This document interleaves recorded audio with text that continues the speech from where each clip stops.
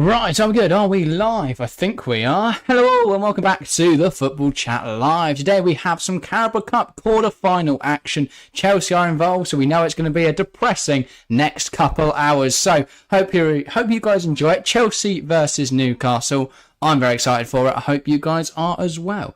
But yeah, Nick Nack, welcome to the stream. Already in with a hijack. You know it's going to be a solo stream if it's on a Tuesday. No Harry here tonight. He couldn't bear watching Chelsea, which, to be honest, is completely understandable. I'm not looking forward to this evening overly. I think it's going to be a very difficult game.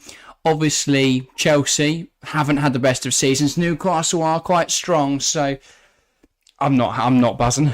I'm going to be honest, I'm not buzzing for this. But hopefully Chelsea can come away with the win. But yeah, welcome Nick Nack. Hopefully we get a good and full chat today, so I'm not here all alone. Anyway, we should get into the lineups. Nick Nax asked, did you watch City earlier? I did not. I know they played the Club World Cup, didn't they? But I haven't kept up with the score. Did they win? I presume they did. Against, was it Urawa Red Diamonds or something like that? I can't remember. I'll have a look. Did they win? I'm not sure the Club World Cup's going to come up at the top of FootMob. No, it isn't. Well, we'll find out later. Anyway, then, the game at hand tonight. So we've got other EFL Cup quarter-final action. Everton-Fulham's already underway, as is Port Vale-Middlesbrough. The game we're focusing our attention on, though, is, of course, Chelsea-Newcastle, and the team is as follows. So we're at Stamford Bridge tonight, so we'll start with the Chelsea and the home side. It's a 4-2-3-1, very much expected, and there's a few interesting picks in here. In goal, George Petrovic, obviously with Robert Sanchez out injured. Petrovic given that starting berth. In the back four, Disasi, Silva, Badiashile, and a surprise return for Ben Chilwell. There wasn't much discourse around his return from injury, but he is back now, apparently, and he starts tonight. So that's a very interesting call. In the pivot, it is Enzo and Caicedo. We're still really waiting for that Fernandes-Caicedo pivot to start to work. On the right, we have Raheem Sterling. On the left, it's Cole Palmer. Gallagher is in attacking midfield. And up front, it's Nicholas Jackson. Not quite sure who's captain as of yet. I'd imagine it's Conor Gallagher, but I'm not sure. There's no captain listed on FootMob. As for the opposition, Newcastle then, Martin Dubravka, of course, starts in goal. I think he's expected to be their cup goalkeeper, but obviously with Nick Pope out, he would start anyway. In the back four, there's a bit of rotation. Kraft, Lascelles, Botman and Livramento. That makes sense. Obviously, Trippier has played a lot of football this season. To rotate him is good. Obviously, Lascelles and Botman are their starting centre-half partnership. But again, Botman back from injury now. Some big returnings for both sides. In the midfield three, Longstaff, Guanash and Lewis Miley. He's played an awful lot of football recently, Lewis Miley, and for good reason. He's really blossoming into an incredible young player. In the front three, Almiron, Wilson and Gordon. So no Alex Isak for Newcastle.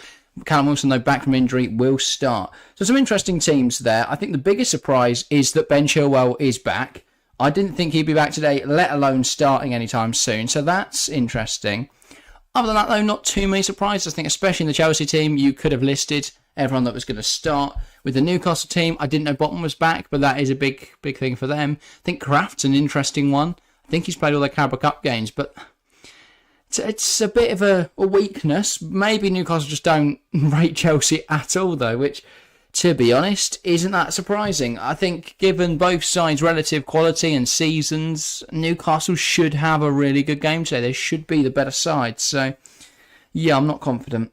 Alex Arsenal says, hello, welcome to the stream, mate. And Nick Nat saying Chelsea are only 1.72 for the win. Seems super short to me.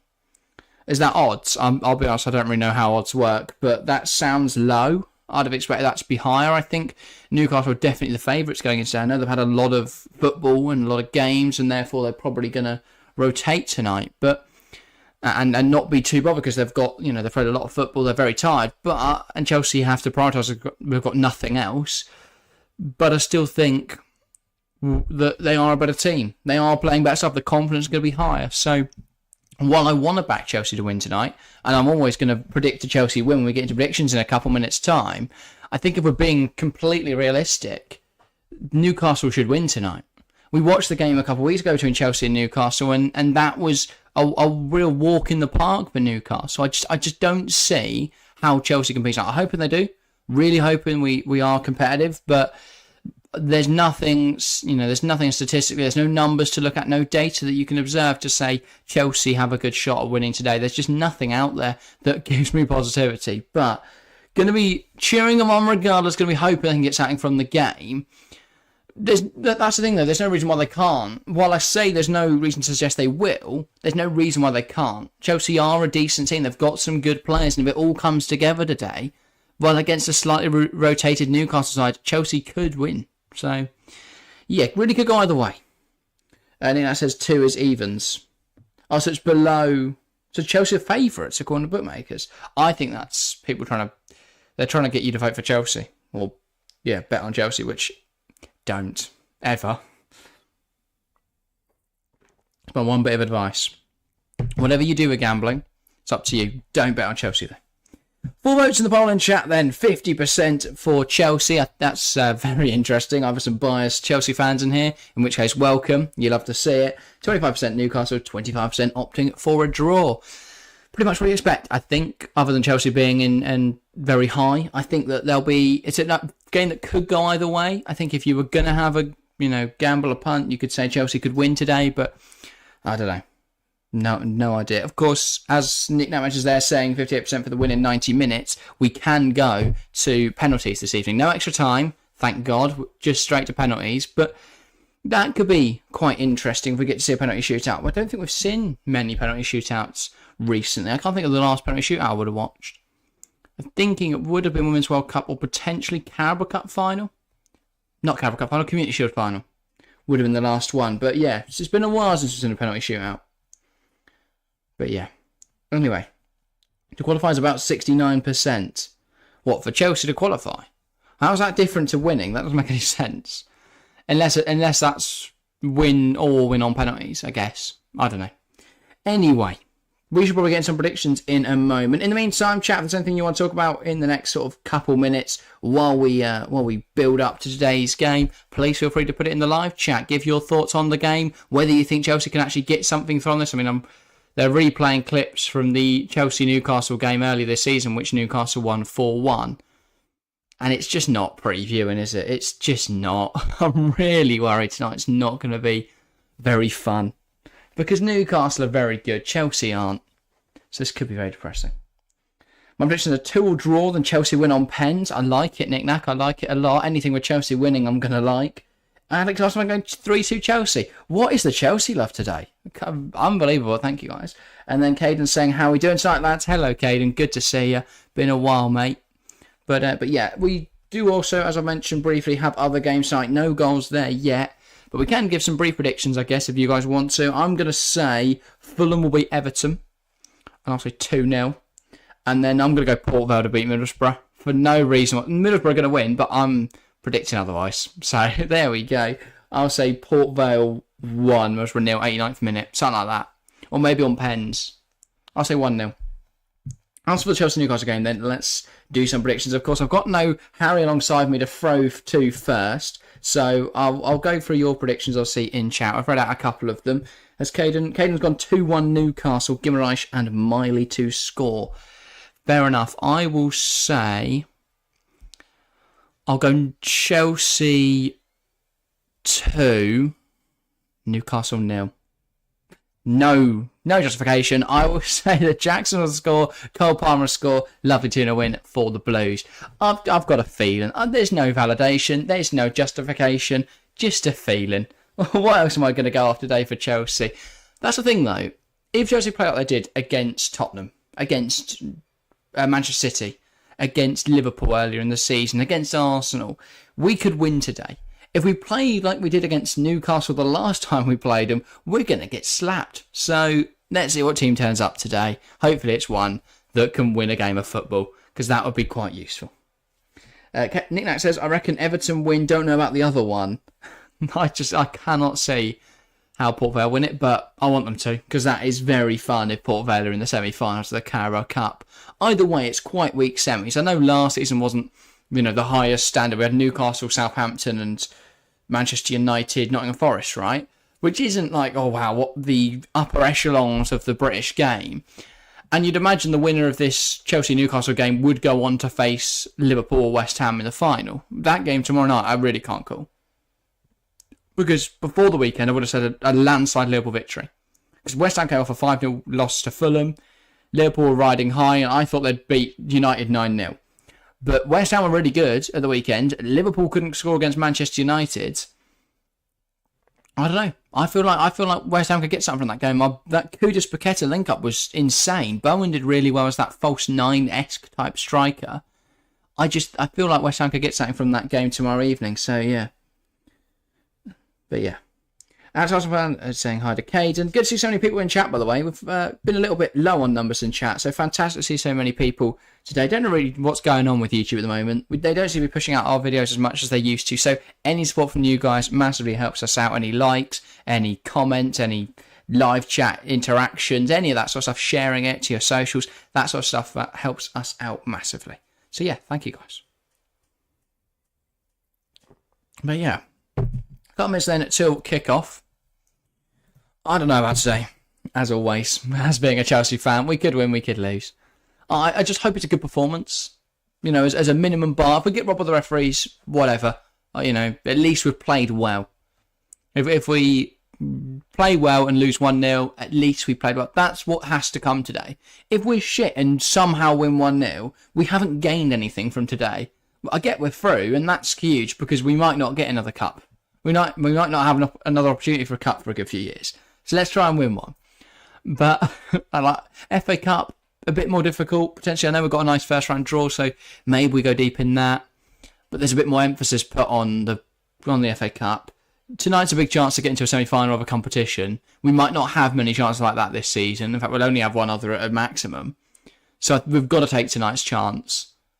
And hopefully exploit that weakness in Newcastle in the fact they're going to be so fatigued, so tired from playing so much football. That's what we've got to try and take advantage of today. Anyway, players making their way out of the tunnel now. We've got a goal in the Port Vale Middlesbrough game. It's 1-0 Middlesbrough. Johnny Howson, really rolling back the years with that name. The former Norwich midfielder has bagged for Middlesbrough.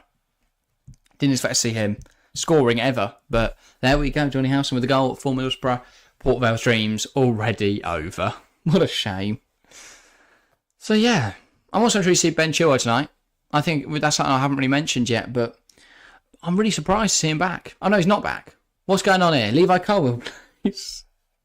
Okay, Chilwell's not back. Don't worry. I think that's an error then on the graphic of both FootMob and the Chelsea graphic, because I've seen that twice now. So it's not Chilwell. That was spelt wrong, presumably. Levi Colwill plays a left back. That makes more sense. I was going to say, I was very sure Chilwell was out with a long injury. But there we go. Anyway. Good time to be playing Newcastle for sure. Exactly. They've just been dumped out of Europe, which might spur them on, it might not. They've got a lot of injuries at the moment. They've played a lot of football in recent weeks. Chelsea, we've only played like 4 games since November. Middle of November sort of time. We've not played loads of football. Newcastle have been playing every midweek, it feels like, to get Champions League fixtures done and stuff like that. So you probably misread it, says Nick Nack. No, I saw his face. I'm convinced I saw his face on the FootMob. And I think I've read it on the graphic as well, but there we go. Anyway. Not Ben Chilwell. That makes a lot more sense. Brilliant. Anyway, 8 votes now in the poll in chat. 62% Chelsea. There's a lot of support for Chelsea tonight. No idea why, but I'm loving it. Gary, welcome to the stream as well. It's good to see so many people in here so early. I need to get ready to do the graphics though, because that's the one thing I always forget when I'm doing this alone. Let's preempt it before they kick off. If not, I'm going to forget inevitably. Right. I forgot where... There we go. That should work. Right. I don't know what they're doing now. They're just delaying kickoff. Pochettino's chatting with Eddie Howe and, of course, Jason Tindall, who's just following Howe around. Or maybe Howe's following him around. I mean, Jason Tindall definitely the main coach there, it seems like. But, yeah. Guys saying, reckon Chelsea have a decent chance here. Newcastle really struggling with fitness at the moment. I take it you've heard the news about Steve from Wales. I've not heard anything about Steve from Wales, Gary, but that does sound interesting. Reeve Buck, welcome to the stream. Good luck. How are you, the lads? Yeah, good luck to you too, Reeve. I'm hoping that you'll be returning in a couple of hours' time to say, well done on your 4-0 win. But, I don't know. I'm not too confident we are going to win tonight. But yeah, good luck. Good luck to you too. We're about to get underway here at Stamford Bridge. Chelsea versus Newcastle in the Carabao Cup quarter-finals. Can Chelsea win it? Probably not, but you never know. We knock it back and we're underway, and I've successfully done the graphics, so that is a good start to the stream. Smashing it already. And while Chelsea haven't given away possession yet, so good first 10 seconds here. Silva instantly going long with it. Jackson can't really bring that under his control, and he's fighting for it now. Enzo brings it down. Conor Gallagher. Caicedo, Gallagher. Caicedo again. Gallagher, Badiashile. Lovely ball out wide into Raheem Sterling. So Sterling starting on this left-hand side then. Palmer on the right-hand side.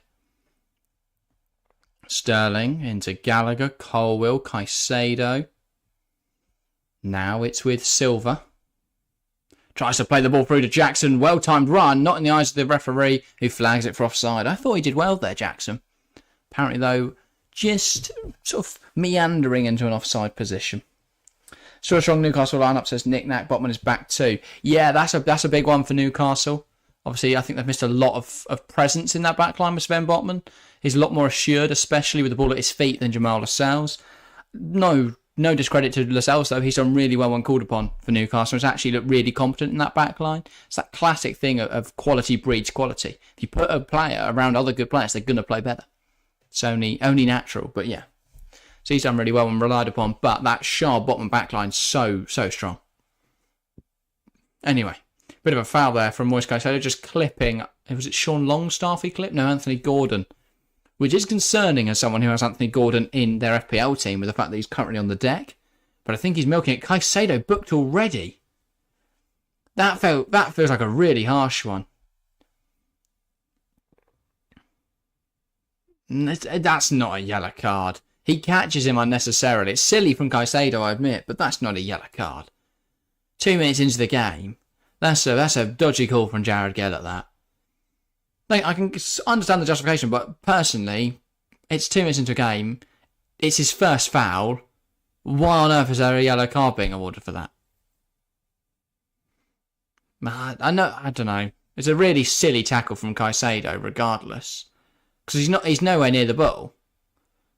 He just goes over and kicks Gordon, but 2 minutes in, feels like a harsh one. Our mate Steve from Wales, he's being replaced at Nottingham Forest by Nuno from Brazil. Oh yeah, Steve Cooper. I agree with what Nick Nat says there, a bit harsh on Cooper. Yeah. I feel like it's not him that's done poorly at Forest. For me, it's the recruitment.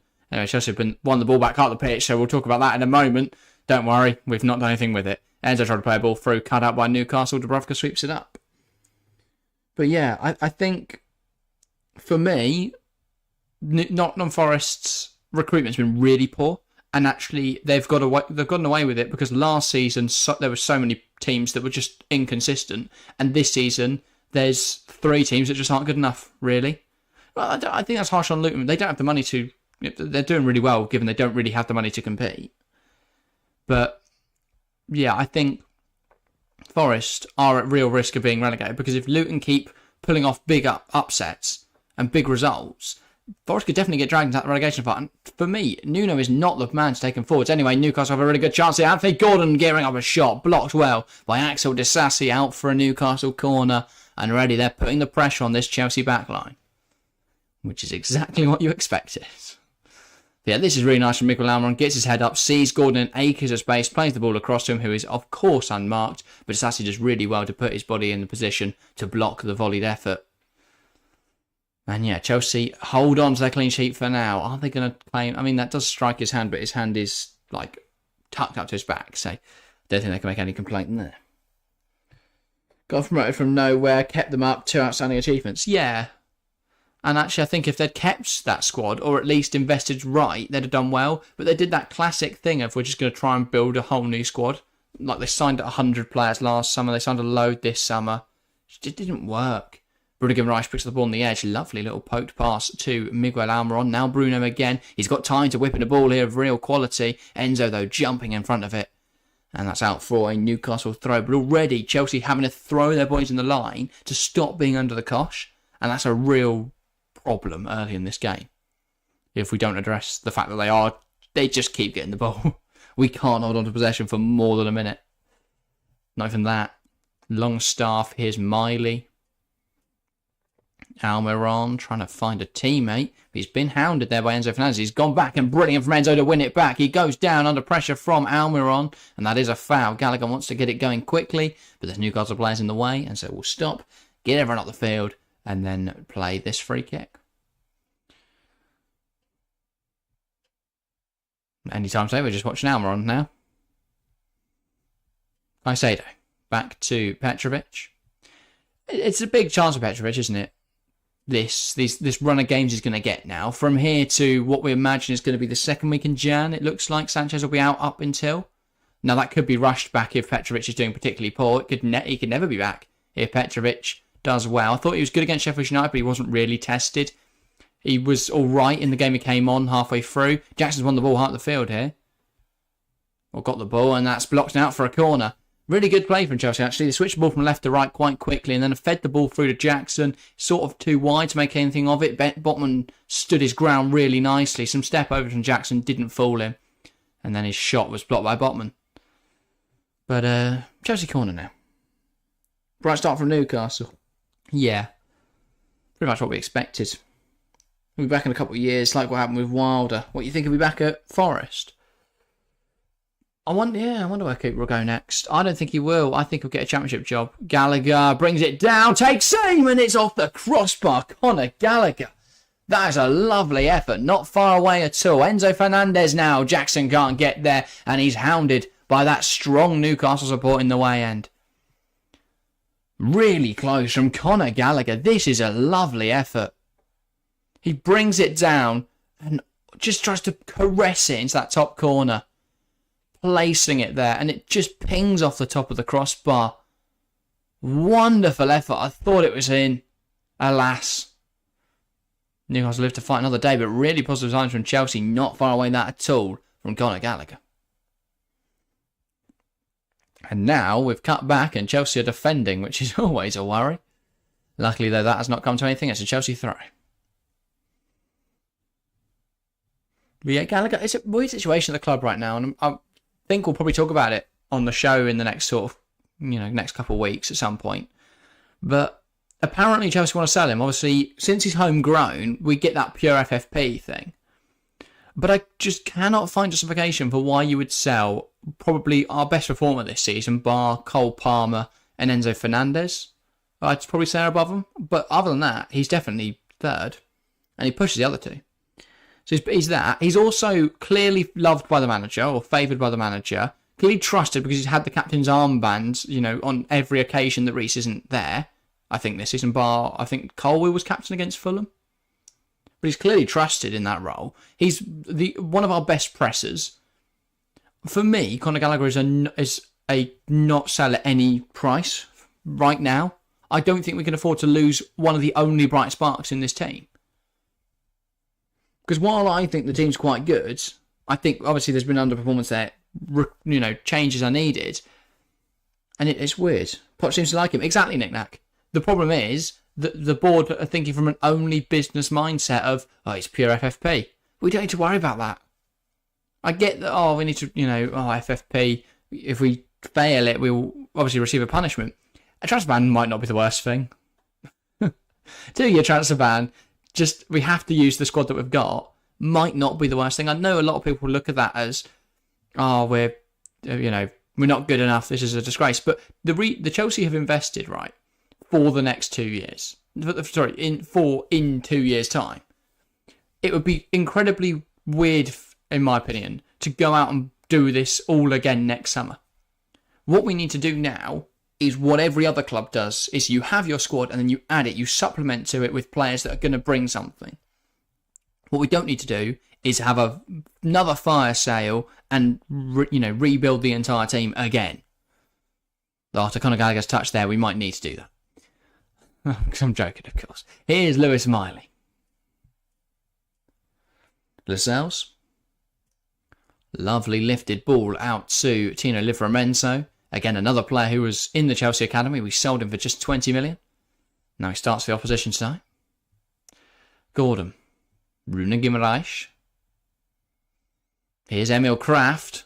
And that ball looked to be going through to Miley, but he plays it out to Almiron. Almiron comes inside. Bruno Guimaraes plays it to Kraft in way too much space. He can deliver this now onto Sean Longstaff. Should bring it down. Doesn't. Disassi does really well to hold off Wilson and clear the ball away. But it's on the line, edge of the seat defending there from Chelsea. Really nervy stuff. Lovely ball in from Kraft. Could have been really dangerous. Luckily, Disassi dealt with the danger. But we are just a bit of a mess at the back sometimes. It's 2-0 Middlesbrough, by the way, so that game is over now. Call that there. No need to tire out the players. So yeah, Morgan Rogers, former City player with that goal.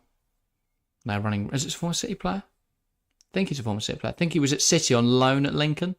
Either that or he was at Lincoln, now he's been bought. I think he is a City player, though. Or was a City player. Disassi. Now Palmer. Looks like he's going to go back to Disassi there, but he opts to go back to George Petrovic instead. That is a peach ball looking for Levi Colwill, and he gets his head on it towards Raheem Sterling, but really good defending, really nice use of the body there from Jamal Lascelles. Goes back to Dubravka, and he knocks it out, but it's won back by Colwill. It's under pressure from Jackson, panicked Martin Dubravka. And well, if Colwill had been able to bring that down a bit nicer, we might have been able to cause some problems. Kraft, chest down the distribution from Dubravka. Now Miley versus Enzo in the midfield. Here's Carwell, finds Jackson. Jackson loses it though to Bruno Guimaraes. Palmer against Livramento. Livramento gets there just ahead of him. Jackson pressing high here, but Newcastle playing just about out of that press. Now Lascelles can look for options. Finds Bruno Guimaraes. Now Jamal Lascelles. Slides one forward looking for Callum Wilson. Here's Bruno Guimaraes again. Botman. And it's Livramento finds... Who on earth? Oh, it's Longstaff. Who on earth is that guy? Gordon. Here's Longstaff. Bruno Guimaraes. But yeah, Longstaff just back from injury as well. A few returnees for Newcastle now. Obviously, he's not played in... He was on a real purple patch. Sean Longstaff, bagging him in left, right and centre. Didn't play for the last month, been out with an injury. Now though, back in the side, it's just more rotation options for Newcastle. Botman, that is a lovely pass, but brilliant defending from Levi Colwill to get in front of it. If not, that was a dangerous situation because Almiron was running and that ball would have reached him and he would have been running in on goal. So yeah, worrying stuff, but we're not behind yet. Enzo.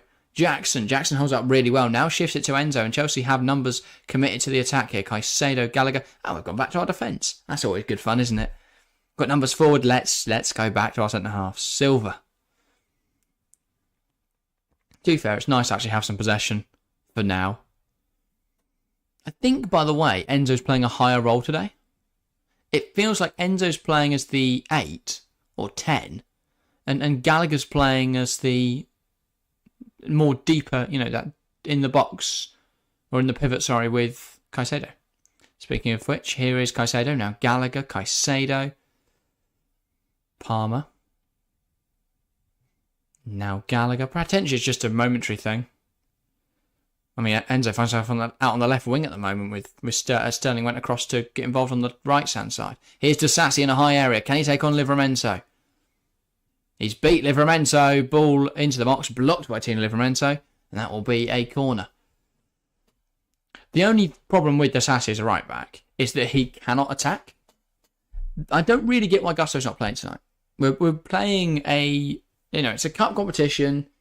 I get obviously we want to go far in this, but Gusto's not a bad player by any stretch, and actually he would offer us a lot in attack that Disassi doesn't. And I'm not sure Disassi is that great defensively anyway, but yeah, especially given the fact we've got Colwill on at left back. So that right back can go forward because it's going to be a situational back 3, presumably. But hasn't looked that way so far. Enzo goes short. Ball in from Sterling as a load of players queued up in the box, but none of them are going to get there. And that'll be a Chelsea throw. That was an odd situation. No one wanted to go over to the ball because they thought it was going out for a corner. Then it went out for a throw. So that's helpful. But yeah, so far, not cracking under any pressure, Chelsea. And maintaining this game all square so far. Gallagher. Badiashile. Now Palmer. Good options here for Chelsea. Goes out wide. Disassi. Ball into the box. It's gone over everyone though. Falls to Colwell at the back post. Made a bit of a meal of that. And that's a really poor pass. And now Newcastle are coming forwards. Wilson. Oh, it's a complete shit show for... Badiashile. And it's 1-0 Newcastle. There are 5 defensive errors there. 5. Honestly, what the fuck? How? Like, genuinely, I can understand if one defensive error leads to a goal. 5 different defensive errors. There were 5 times where we could just win the ball, and that's over there. And yet, on all of them, someone makes a mistake. Someone does something completely stupid. So, poor pass back from Colwell. Kaiser can't get in there. Wilson's got the ball. It's a 3-on-1. He shouldn't get through it. He runs. He loses it. Thiago Silva can't get there. Oh, my God. Silva tries to bring it under control. It bundles away from him. Then Badiashile tries to get under control. It bundles away. It bounces through his legs.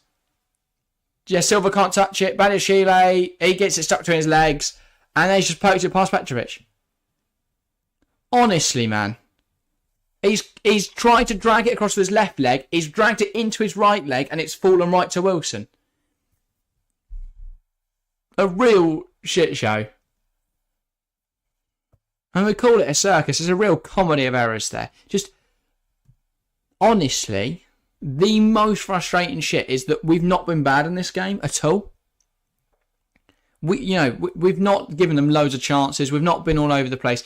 And yet, all it takes is 4 or 5 stupid errors there from experienced footballers who, have used both their feet before, know that if they run into the ball, it is going to go somewhere. And yet, that's happened. Brilliant. Sterling tries to take on Kraft. Kraft, though, has his number for now. And he pokes out a play for a Chelsea throw. Gallagher. Levi Colwill. Caicedo. And can he lift that in behind? He can towards Cole Palmer. That'll bounce through to Dubravka. Beautiful finish, not easy. No, it's not a bad finish, to be fair. Can't really have too much of a go at Petrovic. What on earth? How are you supposed to deal with that? No idea. Nick now says, Wilson can't believe his luck there, 50-50 in the 2 qualifying market. Now, really? After Newcastle gone 1-0 up? Honestly. Cheers for welcome to the stream. We are poor. We're not, though. That's the thing. If we'd been under the cosh and we'd eventually snapped, I would agree with you there, but we've not been poor at all. Like, we've actually played some nice stuff. We've not really been under the cosh too much. There's a few moments where we've had to do a bit of defending, but not under the cosh loads. And then that happens. Where Colwell makes a mistake, Caicedo makes a mistake, Badiashile makes a mistake, Thiago Silva makes a mistake, and they score. That's the frustrating part for me. Because overall, we've not done badly in this game. And we've given them a goal there. We've really gifted them a goal through just a complete shit show at the back. Again. Like, that's the frustrating part for me. Is that we're not playing badly. People will look at this and go, oh, classic Chelsea. What a shit show the club is. But we've not played badly so far. And people will look at this result, if we go on to lose this game, and call for Pochettino to go or whatever. I don't know how he's supposed to coach around that. But that is just the problem with the feeling at the club now. Players don't trust each other. Players don't believe in themselves, don't have confidence in themselves. And mistakes like that happen. But, yeah, Palmer's going forwards now. Hacked down by Livramento, not in the eyes of the referee. Somehow, Jared Gillett not seeing that one. And Wilson almost finds Gordon. Gordon, though, doesn't control it, thank God. Disassi wasn't there. Now here he is, on the ball. Silva. Guy says, fire Poch, hire Steve Cooper. God, no. I like Steve Cooper, but no. Petrovic. I wouldn't sack Poch. If I had to, I would be looking at Potter. No, I would... Potter is the best on the market right now, but he's already managed Chelsea, so we can't do that again. I would say someone like Hansi Flick, I think. I don't know. You want someone that's going to be there for the long haul, but none of them are available right now. So don't really know. Do we give De Zerbi all the money that we have? Maybe. But even then, what's he going to do with this squad? There is not a manager in the world who you go, this squad suits. There's elements. There's definitely elements. But there's no one manager where you go, oh yeah, all these players suit that football. There's squad's such a weird amalgamation of footballers. I mean, today we have 4 centre-halves on the pitch. None of whom have been particularly good this season. We've got, I mean, I don't know who's, I think it's a, in possession, 3-2-4-1 type thing with Enzo and Palmer as those attacking midfielders. So Palmer comes in quite narrow, and then Disasi creates the width. Which is mind-boggling, therefore, as to why Disasi is on the pitch. Because if he's going to be at the centre half, if he's going to play right back, presumably he'd be the one that inverts into a situation of back three. Put the ball quite a good position here. Levi Colwell bursting forwards, gives it out wide. That's a really poor pass though. Sterling's got to do work to get there, and now we're stuck in this corner. He goes to the edge where Moise Caicedo lies in wait. Enzo Fernandez breaks into the box. His pass through hasn't come off. It's Messi. Caicedo. And once again, we're conceded on the transition as well. Our rest defence is shocking. But equally, they had one player forward, we had 3 back, and he got through it. Baffling. Palmer. He's taking it past 1, tries to take it past 2, and now he loses it, and they're going to transition again here, Newcastle. Wilson plays it out wide. Can Livramento get there? No. Brilliant tackle that from Thiago Silva. Botman. Brilliant pressing that from Palmer, and he keeps it in touch. Enzo Fernandez. Jackson's miles offside, so I don't know how he wants that ball played through to him. That's the issue as well a lot of the time. It's just the players aren't in sync. Again, it's another consequence of having a squad that just is just a whole built squad. That's a good effort from Palmer, to be fair. Cuts inside, fires a shot off to the near post. Saved well by Dubravka. But yeah, the players just, there's no chemistry. There's no synchronisation.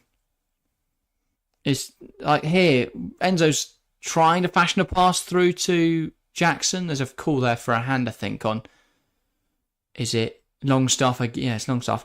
Don't think there's anything in that, but worth pointing out.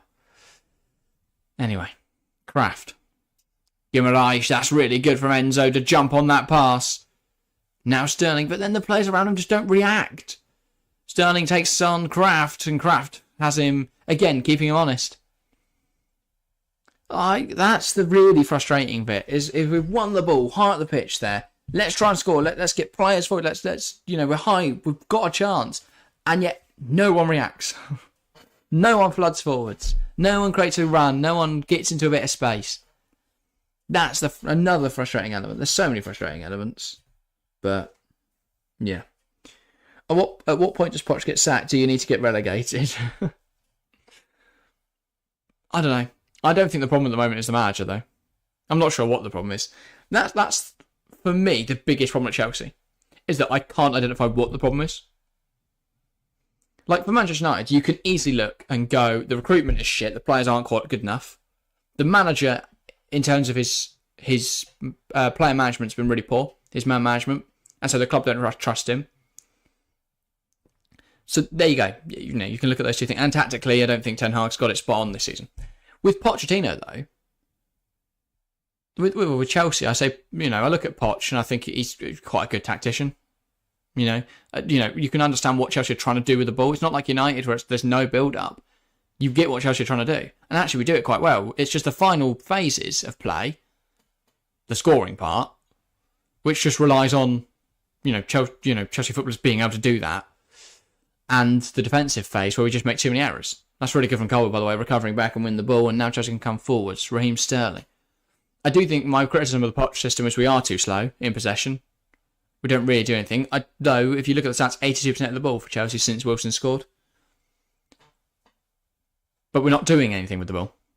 We're sat in Newcastle's half here. They're sat in a 4-5-1, and they will happily sit like that all night.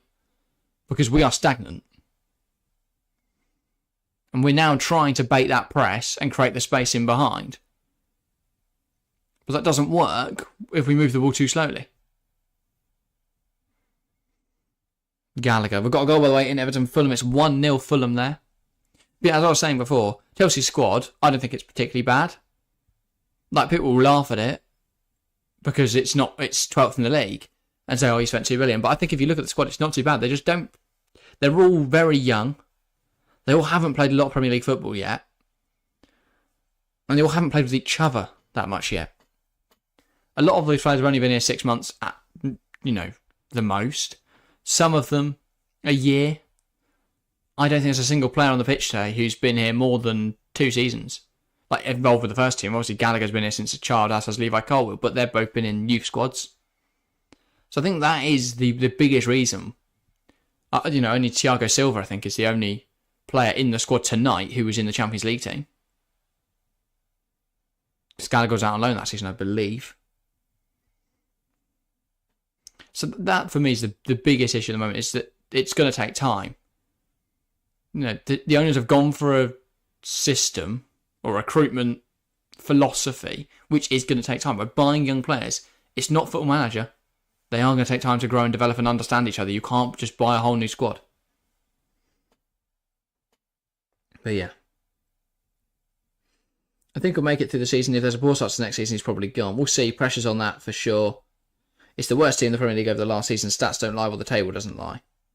But the table does lie. That's the biggest myth. The table does lie. I get what you're saying about results and stuff, so I can understand it from that point of view. But in terms of performances, the table does lie in that regard. Because United are not 7th in the league. That team should be bottom. But, yeah. Silva tries to play it forward. Not really an option emerging, though. Botman. I'm not sure what they've... How is that offside? We played the ball over the top right to Jackson, who was in an offside position. But then Botman won the ball. I don't know. And then Jackson was just pressuring and they called it offside. Gordon tries to play it through, but he can't. Badiashile. Silva. I guess it's because Jackson was pushing or pressing for an offside position. United haven't drawn many games. What do you mean?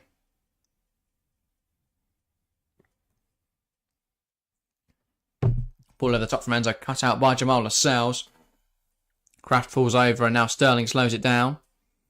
Plays it inside. Caicedo, Sterling in on goal. Shot, and it's a brilliant save from Dubravka to push it past the post. Stop it nestling in that far corner, but good stuff from Chelsea. Fast movement there from Sterling and Caicedo. Lovely link up. And then his shot. Oh no, I don't think Dubravka did get a touch on it, actually. So, bit annoying, but not far away at all. Yeah, no, Dubravka didn't touch it. Just couldn't quite squeeze it in that far post there. It's a difficult angle, to be fair. Always better to win one and lose one than draw two. Either win or lose. Yeah, but what I'm saying is Manchester United, in terms of performances, are terrible. The Luton game, they were quite fortunate to come away with a 1-0. The Fulham game, they won 1-0. Again, bailed out by Bruno after a really poor performance. Sterling should score. Must score. Raheem Sterling blocked on the line. Magnificent from Bruno Guimaraes. But that's got to go in for Chelsea.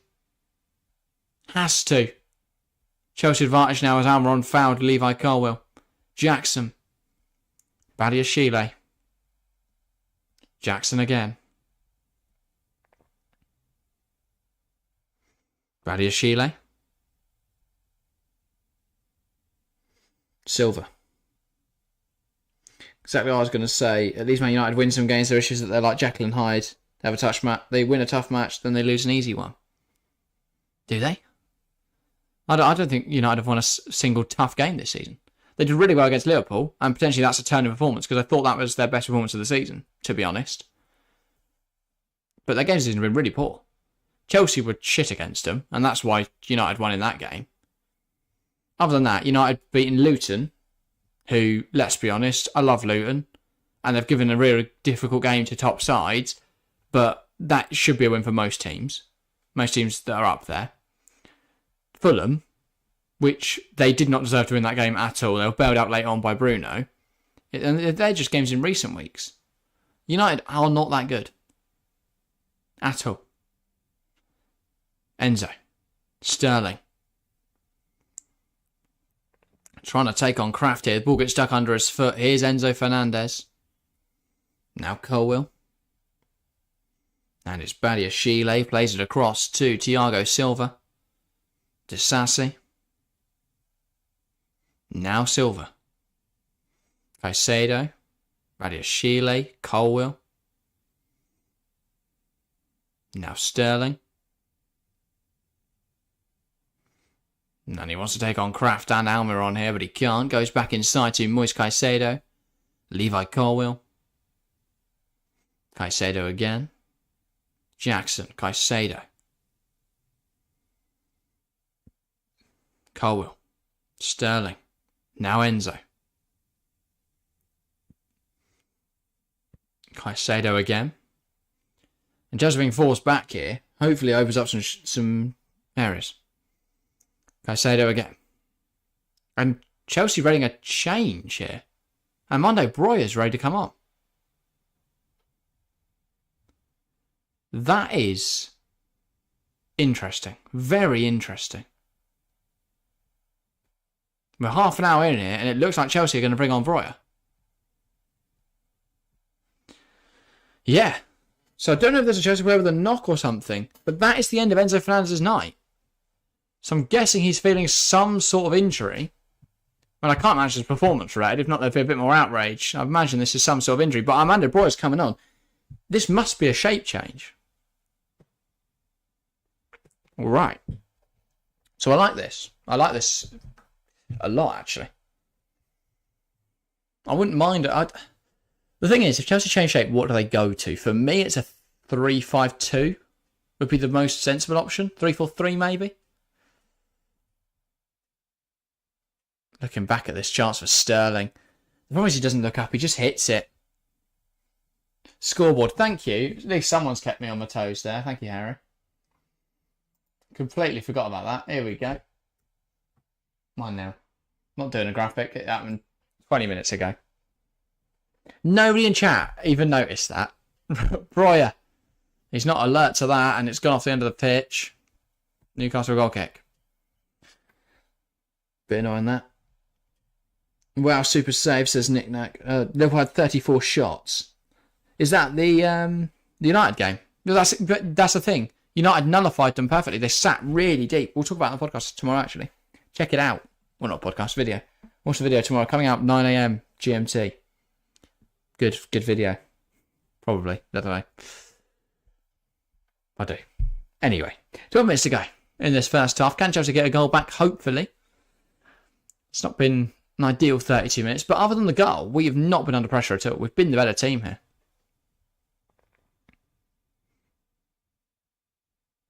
Sterling. Now Jackson. Sterling. Palmer. Sterling in on goal. Sterling's pushed down there by Lascelles. I mean, there's got to be VAR having a look at that. Carwell fighting for the ball against Emil Kraft. Kraft loses it. Here's Gallagher. Kraft goes down. Play continues. Gallagher plays it to the edge of the box. Sterling turns nicely. Sterling lifts it up in the air. Can anyone do anything? No, they can't. Livramento sweeps it up and then smashes it clear.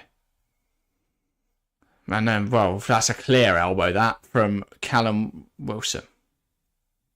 We played it quickly, which doesn't really give the ref any chance. I'm guessing VR isn't going to have a look at that. Interesting. Badia Chile. I mean, I'd want to see it back for sure, because it looked like there was a shove there from Lascelles on Sterling in the box. Moise Caicedo. Now Badia Chile. There is VAR, isn't there, in the Carabao Cup, surely. I know they've got, like, Port Vale and stuff in it, but they could stick a mortar in there. Gallagher. Now Silva. No VAR tonight. Why? That's what I don't get. I know, obviously, with Port Vale and stuff, but if you're good enough to get into the EFL Cup semi-finals, work out a way to put VAR in your stadium. Badia Chile. Colwell.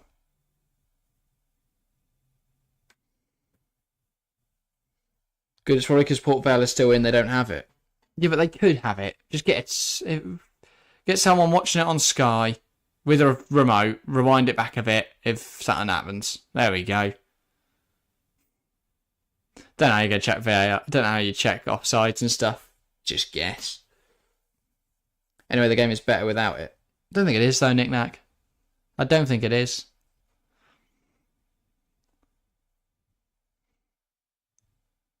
Raheem Sterling, and it's a very clumsy one from Lascelles. I think if VAR had a look at that. Be interesting to see what they came to. Carwell, Vadia Sheila, Jackson. Carwell does really well to keep that in. Breuer now. Carwell, and that's got off the pitch. It's the sloppiness as well from Chelsea, because that doesn't need to happen there. Caicedo, that's a brilliant tackle on Almiron. Gallagher, Caicedo. Now Silva. Sterling, Palmer. Now he plays it back towards the run of Raheem Sterling. Botman. Dubravka. And he goes along with it, and that is out of play for a throw.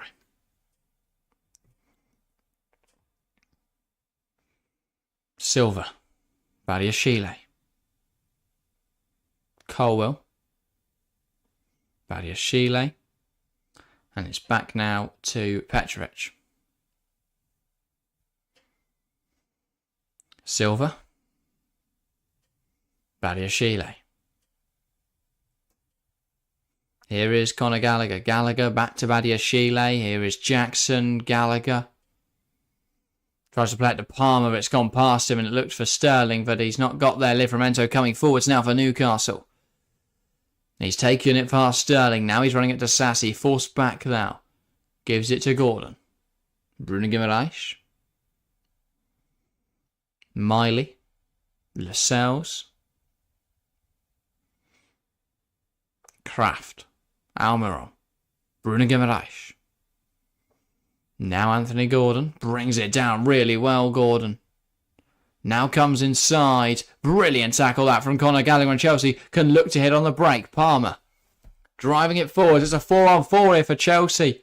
No one makes any run. Breuer in behind. Lifts it over the keeper. It won't stand. He says that should be a goal. Wiggles his finger at the referee. Let's have a look. Because I swear if this is onside. No, it goes early there. Goes too early, unfortunately.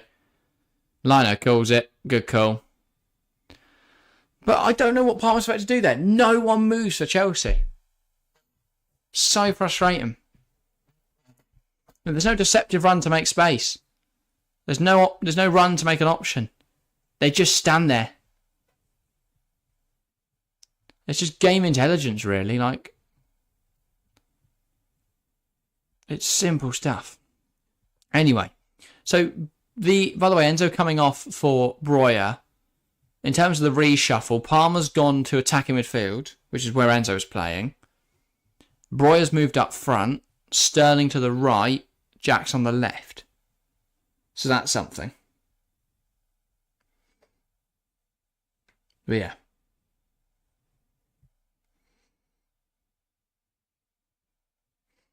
Good call. Yeah, no, I just wanted to see. Anyway. Nice finish. It was a lovely finish from Breuer. Just a shame it's not onside. Of course it isn't. If it was onside, he'd have sent it out of the stadium. Really good running from Jackson here as he takes a few players on. Now it's with Sterling. I mean, good run. He's gone nowhere. Like, he's got us up the pitch a bit, but alas. Lol, this is going to be moaning about VAR now, says Gary. No. That's the thing. I don't really have a problem with VAR, personally. I think with the tight decisions, or ones people disagree with, you're going to have that without VAR. What VAR does really well is it cuts out the blindingly obvious ones that officials get wrong. So we don't have that anymore. Don't get me wrong, I still think things like the Diaz decision is a disgrace. You know, it's the big errors like that. But that's not on the technology. That's the fault of the people using it. And the fact that, you know, we have these stupid systems like, oh, well, the ball's gone now, so we can't play it. Fuck that. The ball's gone. Go, hang on, kick it back out because we're going to give a goal. Like, yeah, if we make stupid rules, we're going to get stupid decisions. But yeah. Anyway.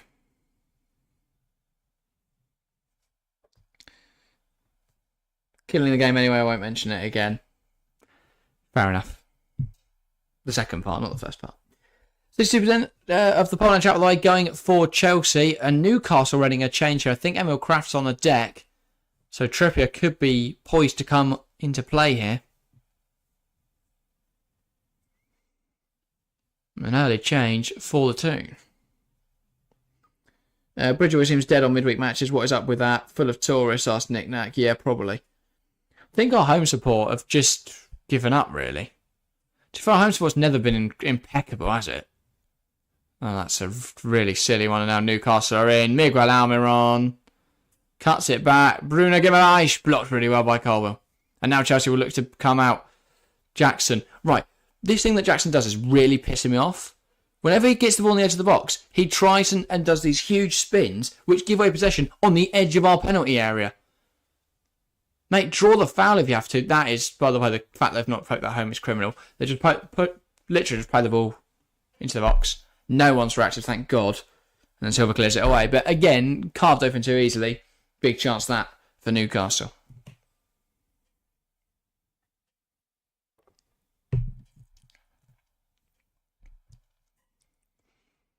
Huge block, by the way, from Levi Colwell in the build-up there. Or early in the face, sorry. Almiron. Now Kraft. Almiron. Can he deliver it? Back to Emil Kraft. Longstaff. Kraft. Longstaff looking for Kraft. Lovely turn that from Colwell. Gallagher.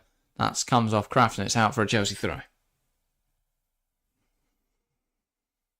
Now it's with Levi Colwell. Thrown on the near side. Goes short into Caicedo. Colwell. Caicedo again hits Longstaff out for a Chelsea throw. We have no idea how to get out of this situation, by the way.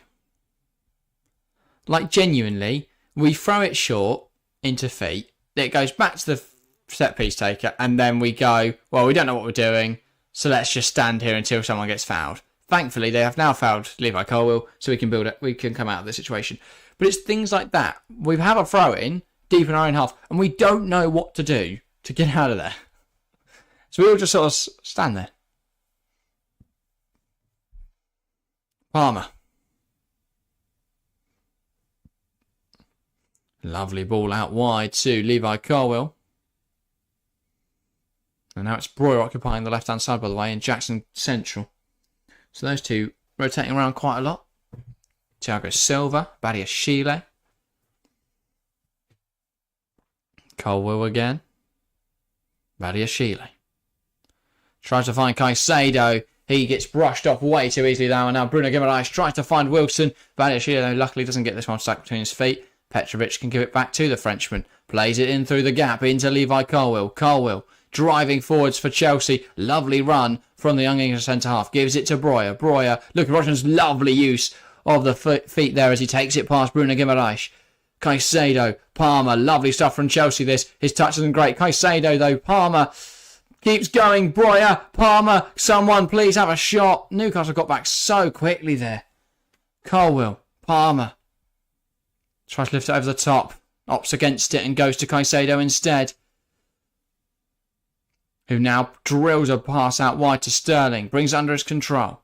Looking to take on Tino Livramento now. Gets around Livramento. Ball chipped into the area. It falls to who? Conor Gallagher takes a shot. Blocked. Cleared away by Sven Botman. But a really positive few minutes there for Chelsea. Can't believe we haven't actually got the ball in the back of the net. Thiago Silva. Just Van, pessimistic as always. We've not been bad in this game at all. They've had one chance, they took it because we gave them a chance. This is the frustrating thing about Chelsea is that same with the United game. Sterling Plays it inside. Nicholas Jackson, can he get a shot away? No, he can't. Well, he does get a shot away. It's not very good. It did come off a Newcastle player, to be fair.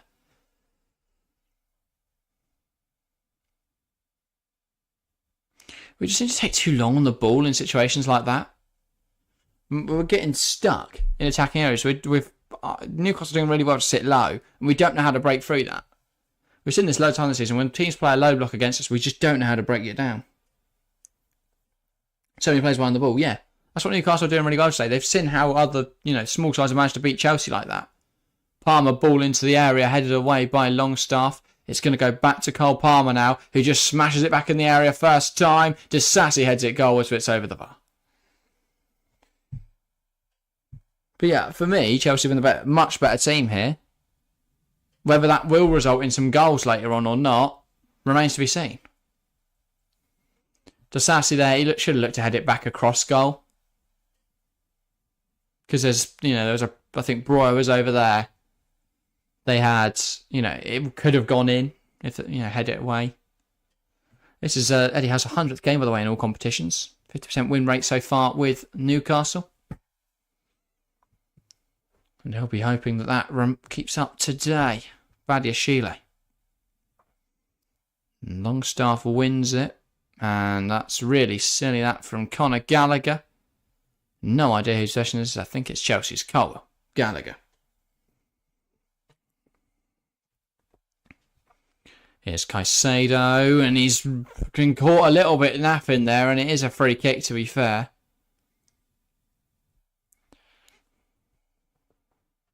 It's also Callum Wilson's 100th appearance, which is interesting because I think he joined Newcastle a long time before Eddie Howe came, but obviously injuries have struck him, and with Isak playing a lot of minutes as well.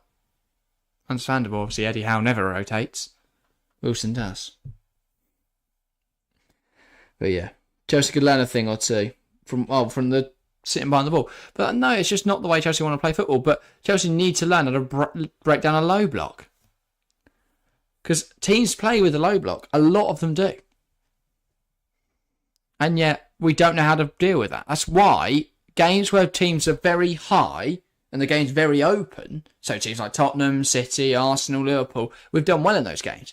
Because when the game's open, when there's loads of space, loads of room, and mistakes can happen, that's when we can exploit them. But when they're sat really deep, we don't know how to break that down.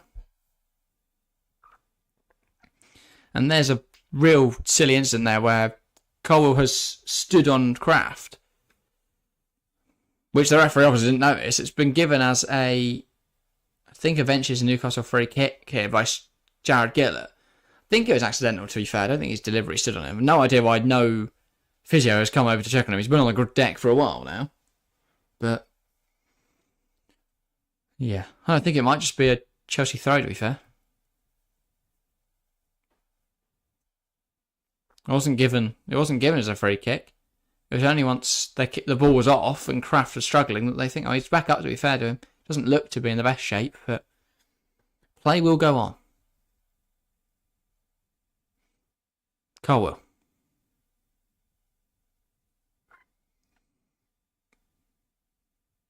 Badiashile. Silva. And that is a lovely ball lift over the top to Armando Broyer. And the shot. It's just not good enough. He's offside anyway, again. That's something we need to work on. But yeah, even if it was onside, didn't go in.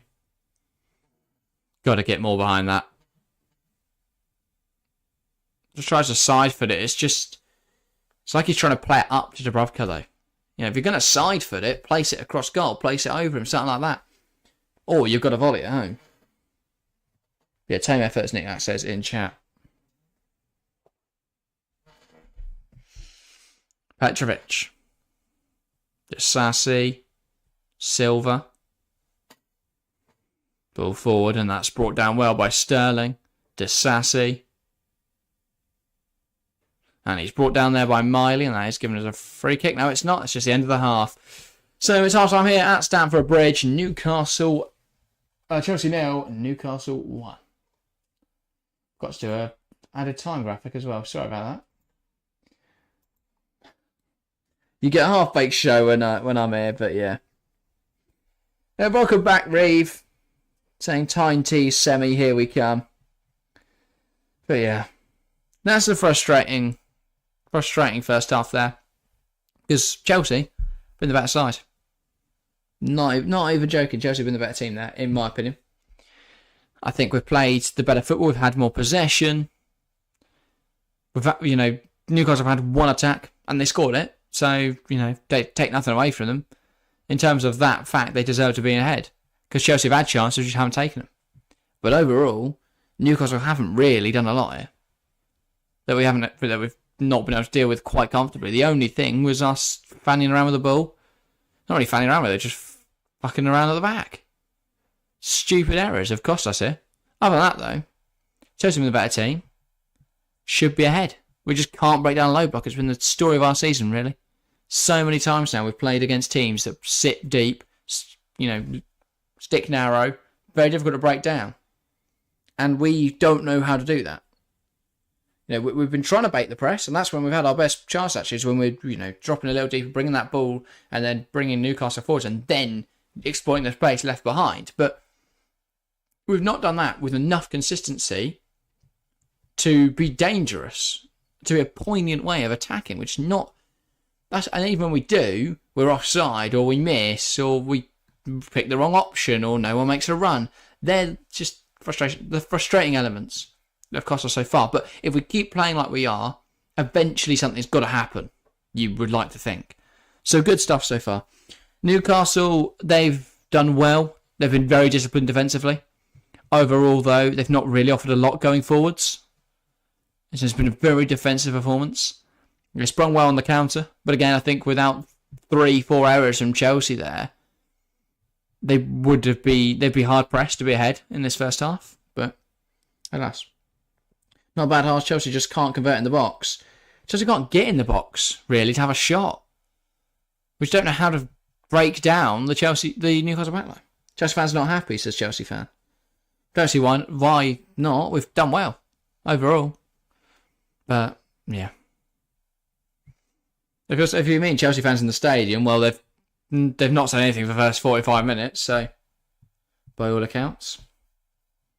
But yeah, doesn't mean anything if you can't defend and can't score. The thing is, we can defend, we just make stupid errors. That does still mean something. Now, people say football's not played on spreadsheets, and I get that. But, in a sense, it is. No. But I think when you judge a team and judge a manager and how good they are, I think it matters a lot more about performances and how the team plays and whether there is a decent structure and understanding of the game there. I think that matters more than if you've scammed a couple of 1-0 wins out of teams. I don't think we're bad defensively. It's a weird myth about Chelsea that they're terrible defensively. We're not. We just make stupid errors. That's not being bad defensively. Defensive structure is good. Just individual mistakes and an accumulation of them, especially with the goal today, that's what costs us. But overall, system-wise, shape-wise, tactics-wise, the errors aren't because of that. The errors come because of individual errors, individual mistakes. That's why we concede. And then we can't score enough to allow for those individual errors. And the problem is we keep losing. Confidence drops, individual confidence drops, and confidence and trust in others drops. So that's why we keep seeing these silly results. And our attack just hasn't played enough with each other to understand each other to be able to break teams down. That will come with time. But the problem is there's no patience afforded by fans. Fans want immediate response and performances and stuff like that. They don't seem to understand the project still. And that's the problem. Mudryk and Anthony, the worst two signings of both our clubs' history, says Iron Breads. 185 million to have them on either wing. Mudded. I think Mudryk and Anthony are very different players. I don't think Mudryk's one of the worst I don't think Mudryk's our worst signing ever by any stretch. But that's more because Chelsea have had a plethora of terrible signings. I do think Anthony is United's worst signing. The difference is I don't see how Anthony has any potential in the Premier League because he's too one-dimensional. Mudryk definitely does. Mudryk just needs to be more composed. But as we've seen this season, I think back to the Fulham game this year, he was really, really impressive in that game. Anthony just doesn't show me anything that impresses me. It's not like Anthony just doesn't have the output. Anthony's got no output. He's also got nothing that inspires confidence or belief that he's going to become anything. But there's definitely elements there with Mudryk. So I think that's unwarranted, that, to be honest, hybrids. But yeah. Anyway. We need a world-class forward, but our stupid nose want to get young kids in. Well, I don't think a world-class forward solves all our issues, Chelsea fan. And I don't think spending 120 million on Osimhen suddenly makes us Europe contenders again. I think if we're going to be smart, we'll sign someone like Ivan Toney. I think it'll be a really good option, but they're going to charge a lot. But I don't know. I don't know who the right fit would be for this Chelsea team. But I don't know. Anyway. No, Jack. What is that in response to, Gary? I don't know. Anyway. It's been a good first half for Chelsea. I think Chelsea fans are very much too reactionary, very impatient. I don't think the problems at the club are as deep as some people seem to make out. As soon as Chelsea concede, people will hop on Twitter and go, Chelsea are shit. I don't think that's the case. I think if you come away from that first half thinking Chelsea have played badly, you haven't watched that first half, or you don't understand football. Because Chelsea haven't played badly. There was one lapse in concentration from defensive players that Newcastle capitalised on. Other than that, Chelsea have been the better team. And again, in attacking areas, there is a lack of synchronisation and a lack of trust in each other and a lack of movement from forwards. But I don't know. Overall, I don't think we played badly. And actually, if one of these chances goes in, the Sterling one that's blocked heroically by Bruno Guimaraes, the Jackson one, which was blocked by about 3 different players, if Broik is downside, could be good. Could be very good. But yeah. Ugly tackle from Caicedo, lucky to get away with that. Well, knick-knack, as you say. VAR makes the game better, apparently. But yeah. It's a silly one from Caicedo early on. I'll review the yellow card, probably justified. To me, Mudryk will forever be a what-if player. The kid has talent, but he got rushed to the top too early, and now, in my opinion, his confidence is steep too low. Hope he improves. The problem for Mihailo Mudryk is when you come to a new league, what you need is a slow introduction where there's no reliance on you to perform, and where you can get to grips with the league, get to grips with the language, and be bedded in over time. You can't be afforded that at a club where we don't have a better option. So he was, flung straight into the first team, and it's like, you've got to come up with something because you're our only hope. That was what it felt like for these young players, because we're just throwing them in and there is no one better than them. And there won't be until we have a squad for a few years. But we keep going, well, we're shit, let's sell everyone and buy everyone. That doesn't work. I don't know how many times it has to be proven over football history to show that selling everyone and buying a whole new squad doesn't work. That's the problem. There's got to be patience. Things are shit. We are 12th in the Premier League. That is the realistic situation right now. The reality of the situation. But it won't be fixed by having a meltdown in January, signing 5 players, and then expecting them to suddenly perform. It's going to take time because 2-3 years ago, we decided we're going to sell everyone. Buy a whole new squad. And then the summer after, we're going to do it again. And then the summer after that, we decided we're going to do it again. It doesn't work. We need to stop selling people. We need to stop buying people. Maybe, you know what, if January we bought no one and sold no one, I wouldn't complain. I get what people say, we want another centre-half. We want a striker. We want another midfielder. No! Just don't do anything. I would rather us come out of January with nothing added and nothing sold than losing Gallagher and signing a couple of players. I just want a bit of stability at the club. That's what Chelsea need right now. In my opinion. I know there'll be opposing opinions. I think a lot of Chelsea fans will want to see a big money striker to address the fact we've not scored enough goals this season. But overall, Jackson, in a side that hasn't done well, has 7 goals in the league. And I know people will point to the fact he's got a hat-trick against Tottenham. But what's he supposed to do? Not scoring that game. Overall, he's not had a terrible start to a Premier League campaign. I think most strikers coming into the league if you get double digits in your first Premier League season, you've done well. I think that metric's been skewed because of players like Salah and Haaland in recent seasons. But if you get double digits in your first season, you've had a good first season, in my opinion. If you're coming into the top flight for the first time, into the Premier League for the first time. And Jackson's already at 7. So he's not had a bad season.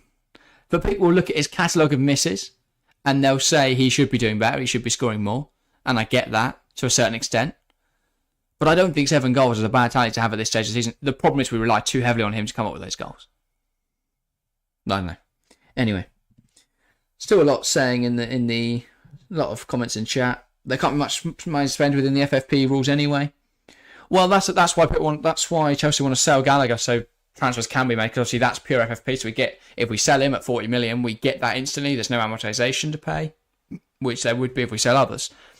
Due to the way that amortization in FFP works, it's part of the reason why we sold Mason Mount. A lot of the reason why we sold Mason Mount. I think for me, selling Ian Martson makes a lot of sense. He's not playing right now. If we let him go, that's good.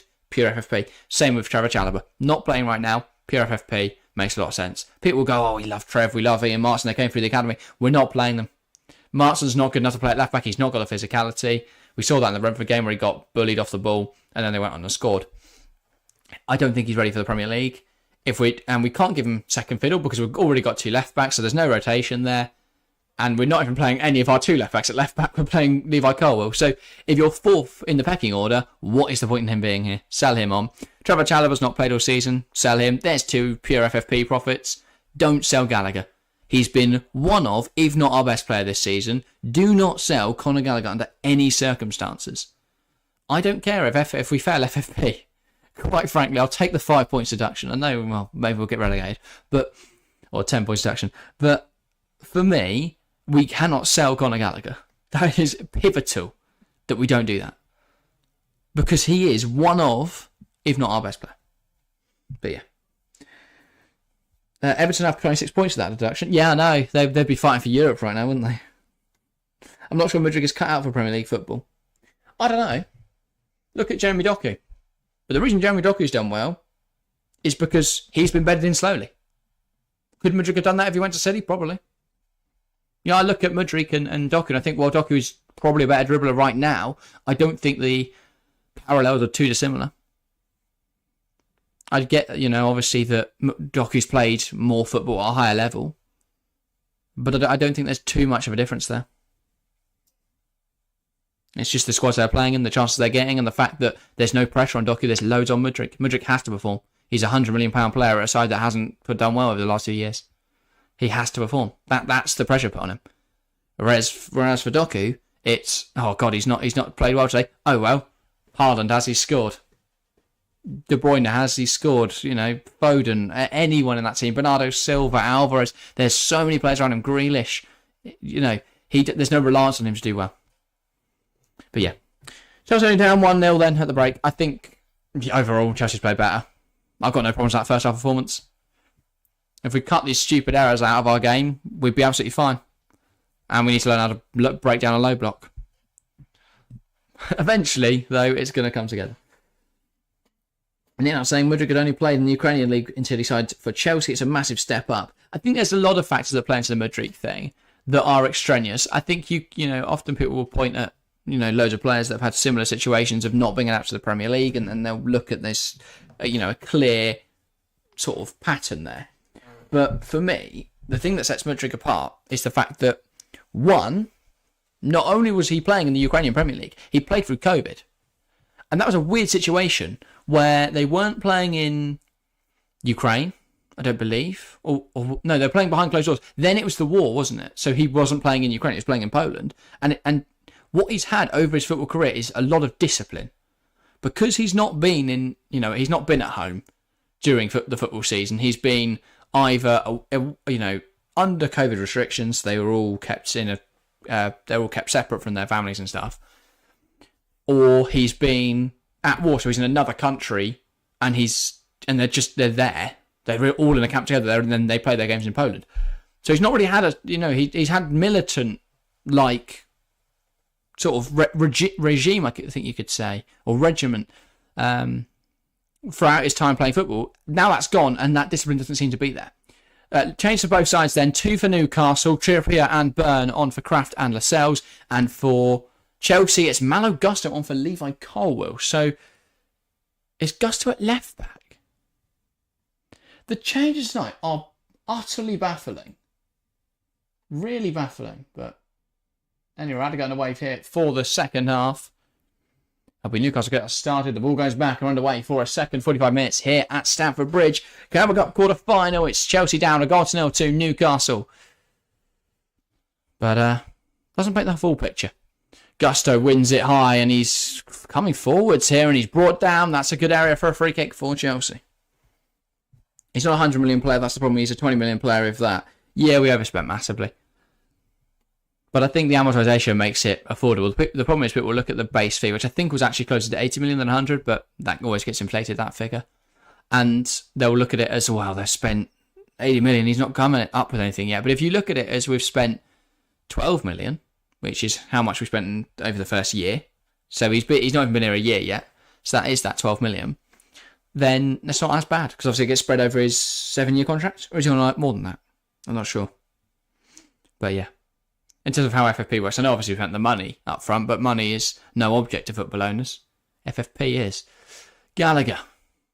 Ball in. Tries to get the flick on, but can't. Jackson. Sterling now whips it in, and that is right on top of the goalkeeper, and Dubravka's just going to let that go out for a goal kick. They changed the rules now, can only amortise for 5 years. Yeah, now they can. Knick-knack. But that doesn't apply to previous transfers, obviously. Because if not, people would have to completely adjust, their entire transfer strategy over, based on that, which would be very harsh ruling. But from now, any transfers they've got a maximum length of contract, but you can't go back and change contracts, obviously, and amortisation, obviously, stuff like that. Big second half for Chelsea coming up, says Nick Knack, Chelsea fan. Pessimistic as ever, predicting we won't see anything. I would be stunned if we don't see anything. Won't do anything. I think we might struggle to score because that is a pattern in Chelsea's play at the moment. I wouldn't be surprised if we concede another stupid goal. I would love to say we're going to come back and win this 2-1. And I wouldn't be surprised if we did because we are a good team. But anyway. Longstaff. Trippier. Longstaff again. Now we're on. Trippier takes it past Jackson and now lifts it into the path of Wilson, but it's won back by Chelsea. Caicedo. Don't know who he's supposed to pass to there because everyone just didn't make enough movement. There wasn't a wide option out on the right-hand side here. Sterling didn't get out wide quick enough. Oh, Farmer's just kicked it at Miley. Luckily, it's eventually found its way to Breuer. Tries to play it quickly with Sterling, but Sterling's pass to Breuer doesn't then find its intended target. Here is Anthony Gordon on the left-hand side, and he's played it forwards. That's really good defending though from Silva to get in front of that pass intended for Callum Wilson. Then Disasi wins the throw by kicking it into Gordon. Yeah, I think Mudrik's fee is spread over 8 years. Yeah, exactly. So, in terms of FFP, it's not too bad. Obviously, we pay that up front if we sell him. They'll still be paying it long after they've sold him for 10 million to Galatasaray. I think as soon as that's the thing. As soon as you sell him, that then counts towards your amortization. So anything you haven't paid yet or paid in terms of lost in your FFP balance is then taken off, I believe, when you sell a player, which is why Chelsea want to sell players who haven't been bought, so homegrown players, because you don't have to sell anything, so it's just pure profit, which is where that phrase comes from. Cole Palmer takes aim, it's blocked and it's wide. Good stuff from Chelsea though, but good start to the second half. We've been the better team, as we were throughout the first.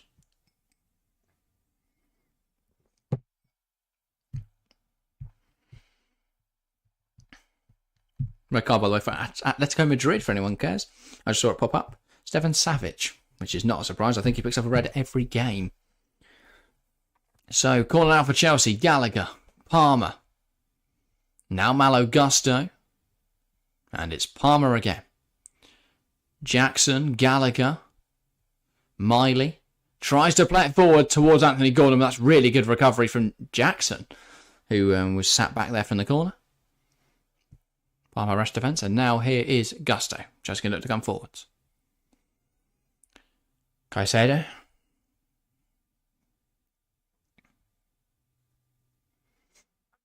And it's into Silva.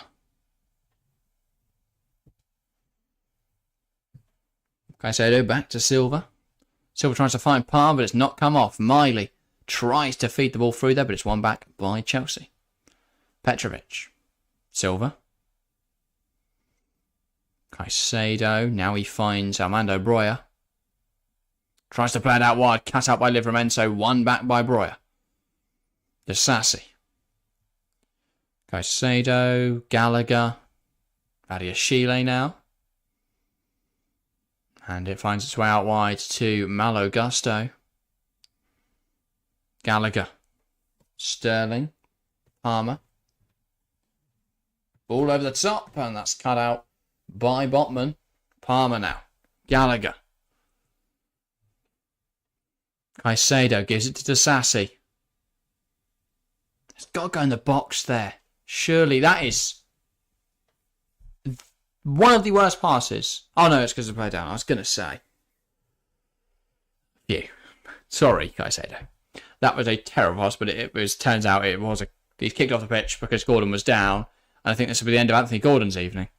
Which, again, as an FPL owner of Gordon, that is worrying. He didn't look like he was in the best shape as he ran forward. So he had that ball that came over the top and Jackson recovered it. The fact he didn't get there was a surprise for me because he is quicker than Jackson. But he didn't have that in there, and it does feel like he is hindered by injury, and this is... I think this is going to be the end of his night. Which, again, as someone who hasn't won FPL, not great. I think he was just... Oh, they're looking back at the fact he was caught early on from Caicedo. That just been giving him a bit of pain throughout today's game. Seemingly so. But he did come into the game anyway with an injury. So Matt Ritchie on in his place then, the number 11.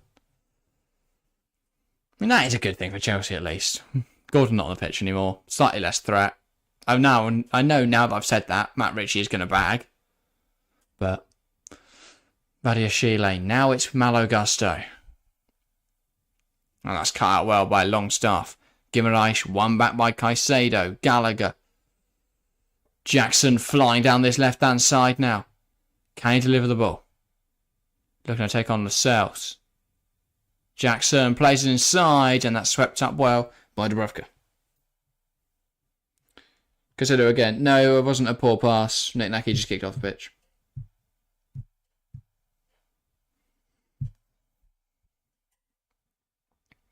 Trippier. Really good that from Gallagher getting in front of the ball, but that is out for a Newcastle throw. They can move their way up the touchline now.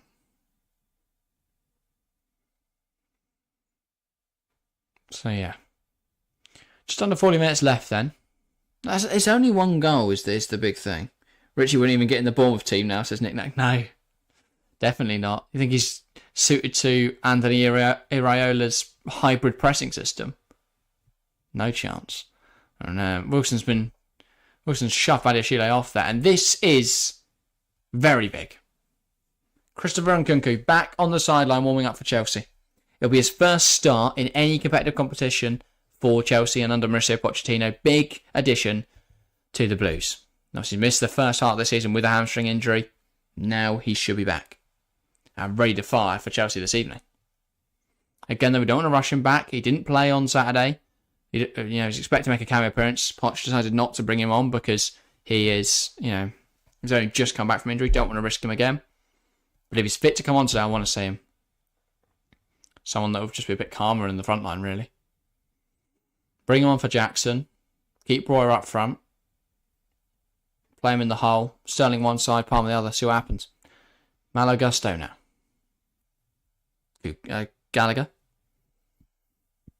Caicedo. Gallagher again. And he moves it out wide. Here is Armando Broja. Conor Gallagher. Moise Caicedo. Gusto. Caicedo. Badiashile. Silva. And he just lifts that to Armando Broja, who brings it down well. Broja now looking to take on Trippier. And he comes inside. That's a bit of a frustrating one. He takes it past Trippier. Trippier then just stands in front of him. He wants a penalty, but I don't think there's enough in it. Gusto does really well. Here's Breuer coming into the box now. Plays inside. Jackson takes a touch. Jackson takes a shot. Just wide. Just wide of the mark. Really good stuff this from Mallow. Gusto. Lovely from Breuer. Good touch. Plays it inside well. Jackson just dragging his effort wide. But positive from Chelsea. He's so unlucky that doesn't just creep into the bottom corner again.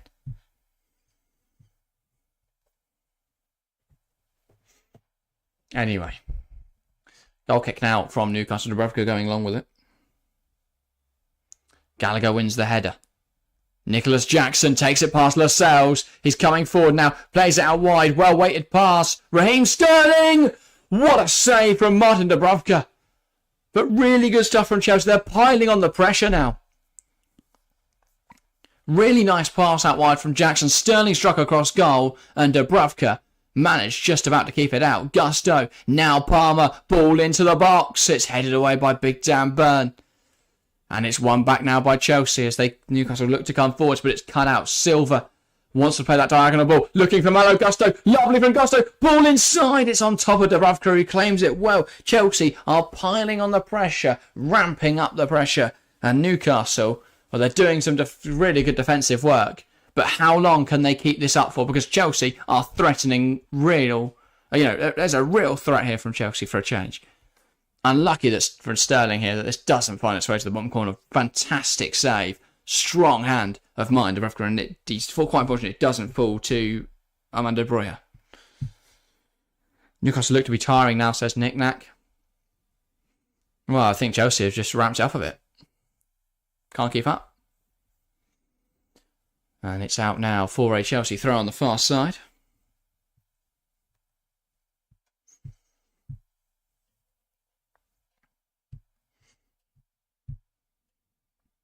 Anyway, second half possession, 76% Chelsea. Need to keep pushing, says Harry in chat. You're correct. Nick, that's saying good save, but one you'd expect to be made. Harry said that's what she said. I think that's a response to Harry's question. I don't think that's a good save. I don't think she said that.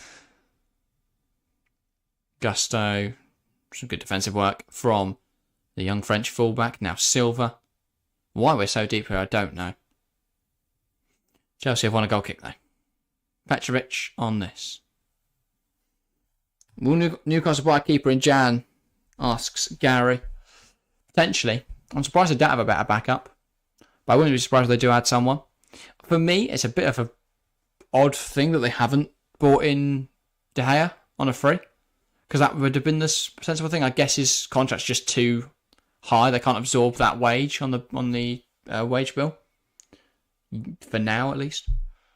Brilliant, that from Silva. Now here's Cole Palmer. Can he get away from Matt Ritchie? He can.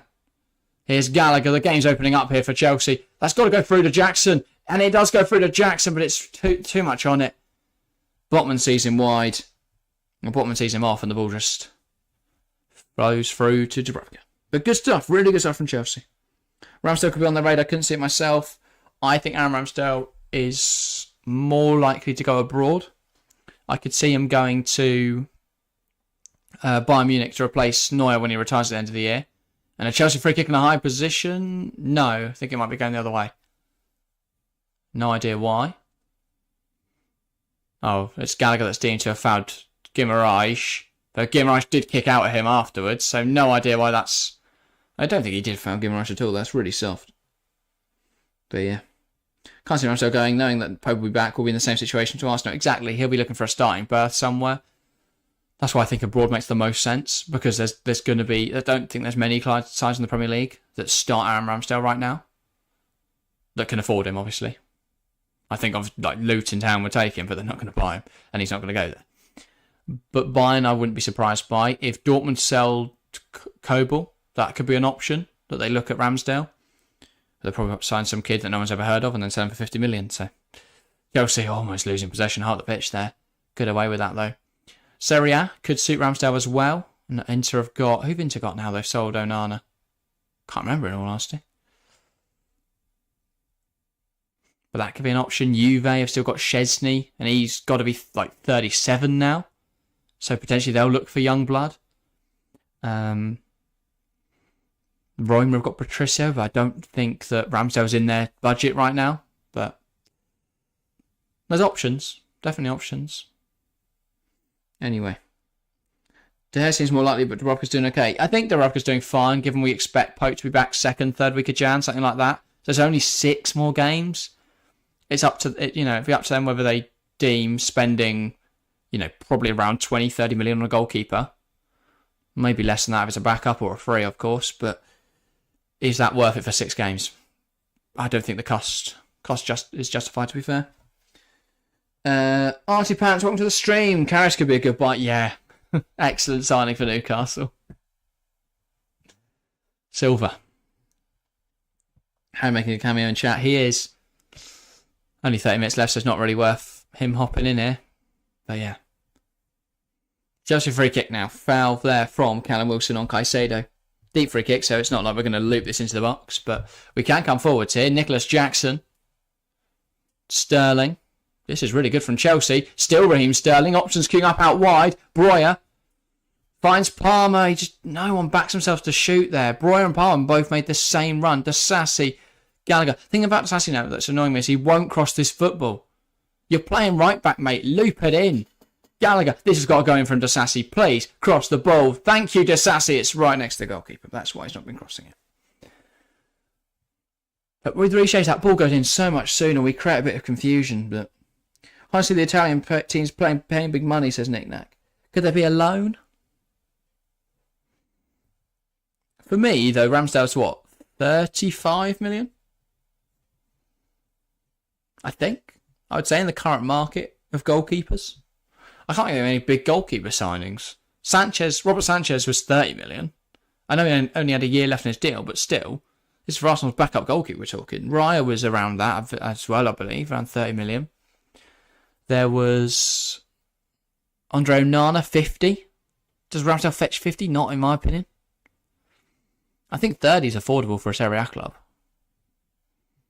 There'll be one of their bigger signings because at the moment there's not a lot of money in Italian football. This is really good from Chelsea. Breuer, if he's onside, done really well. He's not in the eyes of the lino. That one confuses me. Because I think he was onside there.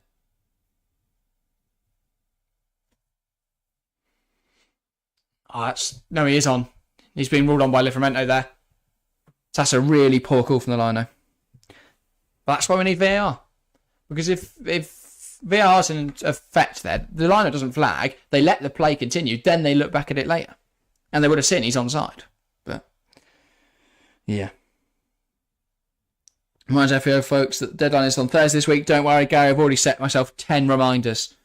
I've got alarms all day. Everyone's going to be really annoyed if they're near me. Because there's really loads of alarms going off all the time.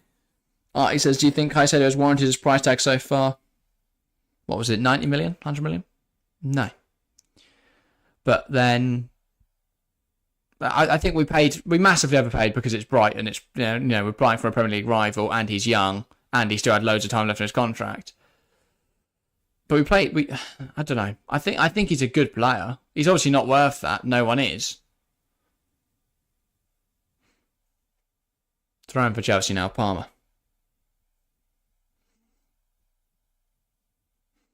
But yeah. Disasi. Now it's Silva. And it's 1-1 by the way in Everton versus Fulham. Everton level up there. That's big. That must be right at the end of their game as well. So potential penalties coming at Goodison Park. Lovely 1-2 combination there between Gallagher and Jackson. It doesn't quite come off though after that for Nicholas Jackson. But now Chelsea are camped in Newcastle's final third here. Palmer, ball in a good area, dealt with by Lascelles. Falls again though to Moise Caicedo. Here's Sterling. Tries to take a player on, then goes to Malo Gusto. Gusto thought he might look to cross the ball. Goes to Sterling. Sterling back to Gusto. Surely got to go in the box. Does go in the box. Gallagher tries to get a flick on. Falls to Longstaff. Heads it up in the air. Palmer tries to bring it down. Fighting in the air with Livramento. Cleared away by Bruno Guimaraes. Swept up now by Badiashile. Now Silva. Almost time's ticking down. We haven't got time to be patient. This is really good football, really positive stuff. The issue is we've got to score in the next 25 minutes. It's very frustrating because without that early Callum Wilson goal, which was completely against our plan, it's been Newcastle's only chance in this game, you know, we'd be in a fine position right now, headed towards penalties, which isn't perfect, but it'd be better than the situation we're in. We're headed towards out. Badiashile. Now it's Silva.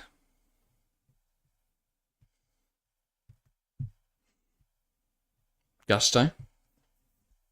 Caicedo, now Sterling. Badiashile. Disasi, can he deliver the ball? Finds Gallagher. Here's Disasi again. No cross forthcoming. Breuer. Disasi. Back now to Badiashile. Lets it run under his foot. Thankfully, he's under no pressure. Silva. Badiashile. Because Liverpool bid so high. Yeah, we panicked with the Caicedo signing. I think Liverpool dodged a bullet with Caicedo and the other fellow we got. I think Romeo Lavia, again, we overpaid a bit. For me, it was pointless signing both and Ugachukwu. That made no sense to me. You know, we spent so much money on 3 players that do the same thing. Where the logic is there, I'm not sure. Because even if they all do develop, we're stuck with 3 defensive midfielders. What are we going to do with that? It's going to be the most nutty formation ever. They all just sit there and sweep everything up. Maybe we just don't have any centre-halves. Don't know. But yeah. Don't really get what the recruitment was about there. I think for me now it's just about... I don't think we need to sign any more children. If we sign anyone else under the age of 21, that's a... I don't know. I feel like we can keep signing players, but we've got, you know, we're looking at Gabriel Moscardo, who's a good player, but again, he does the same job as so many other players we've signed. So, yeah. Whereas Lavia now, still injured, Artie Pants. He got injured, was supposed to come back during November, then he picked up another injury when he was supposed to return. And speaking of injuries returning, here is Christopher Nkunku for his Chelsea debut. This is what we've waited to see. For ages, Chelsea fans. This is the player that can change things for Chelsea. Christopher Nkunku. I remember when João Felix played against Fulham in January. And for 60 minutes, that was the most incredible thing I've seen in a Chelsea shirt for a while. He just played with a grace and poise that I've not seen in anyone else recently. But can Nkunku have that same effect? Hopefully, he's got 30 minutes here. Here's Petrovic, and hopefully he can be a bit more consistent than João Felix. Petrovic. We are just a bit bold at times at the back. We've done well there. They've played out of the press quite well. Clearly, Bowley likes them young. Don't let him near the women's team. Well, speaking of which, we have already signed loads of young players under Bowley's reign. Maybe that's his plan. Sterling. I don't think he's up to anything that is, what's the word? I was going to say distasteful, but definitely not the right. That's definitely not harsh enough for the subject matter. But I don't think he's up to anything bad. But yeah. Now, Christopher Nkunku on for Nicholas Jackson. I am very excited to see this man play. I think he's a really, really good player. And I fucking hope he shows it. We've got no one else. So you better come on and do something here. Christopher Nkunku for his Chelsea debut. Come on, mate. Smash it. Tear it up. Do something exciting. First touch, just lace it top corner. We'll have a chant about you by midnight, mate. Livramento.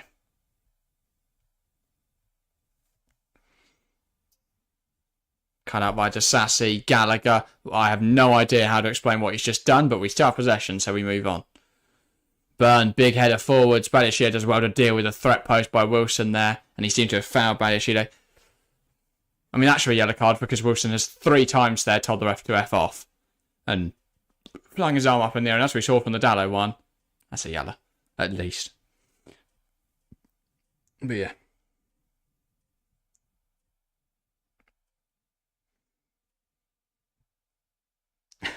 I like this. Nick Nack said in chat, he here comes. Very poetic way of saying that Nkunku's on the pitch. Bruno Guimaraes, that's cut out by Badia Chile. Now Gusto. Malo Gusto goes back to Silva. Jackson. And he's played it out wide, looking for the run of Malo Gusto. That's how to play. So it's a throw-in now on the far side. I couldn't get to touch the ball yet. That's what we're all waiting for here.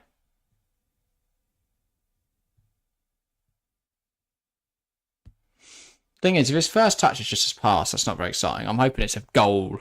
That would be good, wouldn't it? Touch there, not great. Caicedo, Gallagher. Badia Chile, now Disassi. Silva. Badia Chile.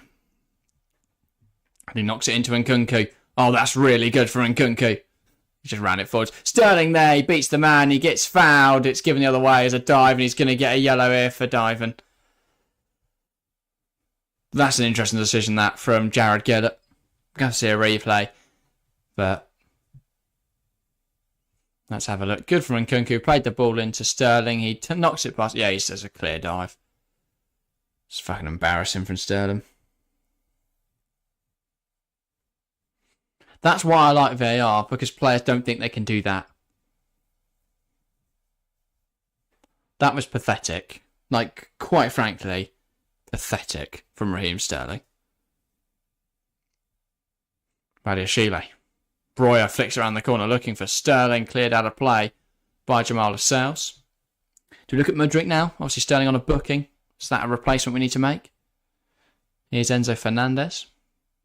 No, sorry, Thiago Silva. No idea how I've got those two mixed up. I think it's in the 6 at the back of the shirt and thought it was an 8. Enzo's not even on the pitch anymore. Petrovic. Gusto chests that down.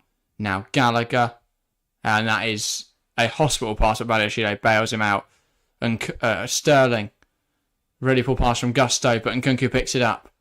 Now Chelsea coming forwards. Nkunku. Caicedo. Now Palmer. Plays it towards Nkunku. Lovely touch to Breuer. Tries to get it back to Christopher Nkunku, but it's not come off. Disassi wins it back. It's pinged off at a horrible angle. Badia Chile plays a safe pass back to Petrovic. Now back to Badia Chile. We definitely look a lot more alive. There's a spark now in our attack. Caicedo. Disassi. Caicedo. Palmer.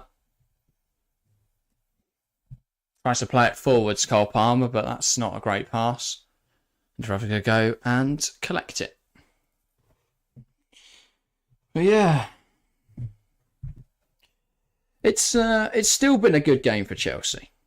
We've got 17 minutes to find a goal. If we get a goal, if we manage to get this win, that's brilliant. But I've not been disappointed by what I've seen tonight. There's still a lack of clinicality. But we've not been poor. The goal was silly. And I think that it was definitely avoidable. But I don't think it's a fault of the tactic or the system. So in that sense, I don't see anything wrong with the performance as such. I think that's just a catalogue of defensive errors from individuals that cost us big time. But other than that, defensively, we've been quite good today. We've not had a lot to deal with, but that's because we have all the ball. You know, the best form of defence is attack. I don't know. Is that a saying? I think this works the other way around. And the best form of attack is defence. But yeah, Gallagher's just... That was a Conor Gallagher pre-Mauricio Pochettino tackle where he just decided to kick someone. He's not done it for a while, Gallagher. He's not just gone, oh, I'm going to kick someone now. But there, he just went, I'm just going to kick someone. No idea why. So Bruno Guimaraes over this deep free kick. And he's trying to find Dan Byrne. No, not Dan Byrne. Matt Ritchie. I had no idea who that guy was. Miley. Livramento. Ritchie tries to find Livramento. Palmer. That's not a foul in the eyes of the referee. Caicedo, we're coming forwards now. Sterling has Nkunku with him. Raheem Sterling. Across to Christopher Nkunku. It's just out of his reach. Come on, Raheem. That's got to be a better pass there. That's the frustrating thing there. Is that final ball has got to come off. If so, we could have a shot away. Nkunku could score. And we could be singing his name now into the cool London night. Disassi. Cross it, lad. It's Silva. I really don't understand the decision to play Disassi. Start Disassi at right back today if we're going to play him as the wing back. The guy who gets forward. Baffling. Baffling decision. But yeah. Badiashile. Is this really Nkunku's debut? What has he been doing for the last year? Gary joined us in the summer. He was signed, so we bought him in January, but it was for the summer. And then he's picked up an injury, didn't he, in our final pre-season game? Because I had him in my FPL team ready for Liverpool. Then he picked up an injury. Like a week before the season started, 2 weeks before the season started, something like that. And yeah. Silva, Caicedo, Badiashile. Now Gusto. Plays it out wide to Christopher Nkunku. Gallagher. Here's Disassi. Gallagher again. Silva. Ball out wide, looking for Malo Gusto. Brings it down well. Gusto. Sterling. Sterling's pissing me off now because he just keeps making errors. Keeps being sloppy. Nkunku back to Sterling in the box. Loses the ball, immediately pleading for something that isn't there. Here's Nkunku. Ref gets in his way. Gives it to Sterling. Nkunku again. Plays it to Gallagher on the edge. Here's Disassi. Gallagher. Disassi. When are we going to cross it? Silva. Badiashile.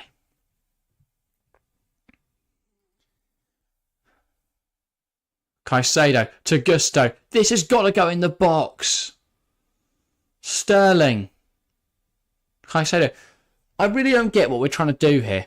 We're just creating a U shape where we pass it around the edge of the area and nobody will cross it. And it's because we've got Gusto on one side who can cross the ball, but he's on the wrong flank. And we've got Disassi on the other who refuses to cross the ball. So then why are we playing it out wide?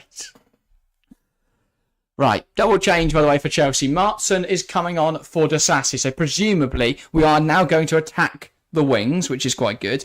And Mudryk on for Sterling. That is exactly what I would have done. So I'm very happy with those subs. Because Disassi is not an attacking fullback, so why are we playing him? There's one. And then Sterling is on a yellow and has been shit. So, good subs. Martson's going to actually play left back, which I don't think I've seen him do yet. Thank the heavens. And then Mudryk coming on the left wing. And hopefully he can have the desired impact. So yeah. Mudryk's coming on. Will he be the hero? Well, maybe. Maybe him and Nkunku will link up and we'll be creating fan edits of them for the next month because nothing else can happen good for Chelsea. Trippier.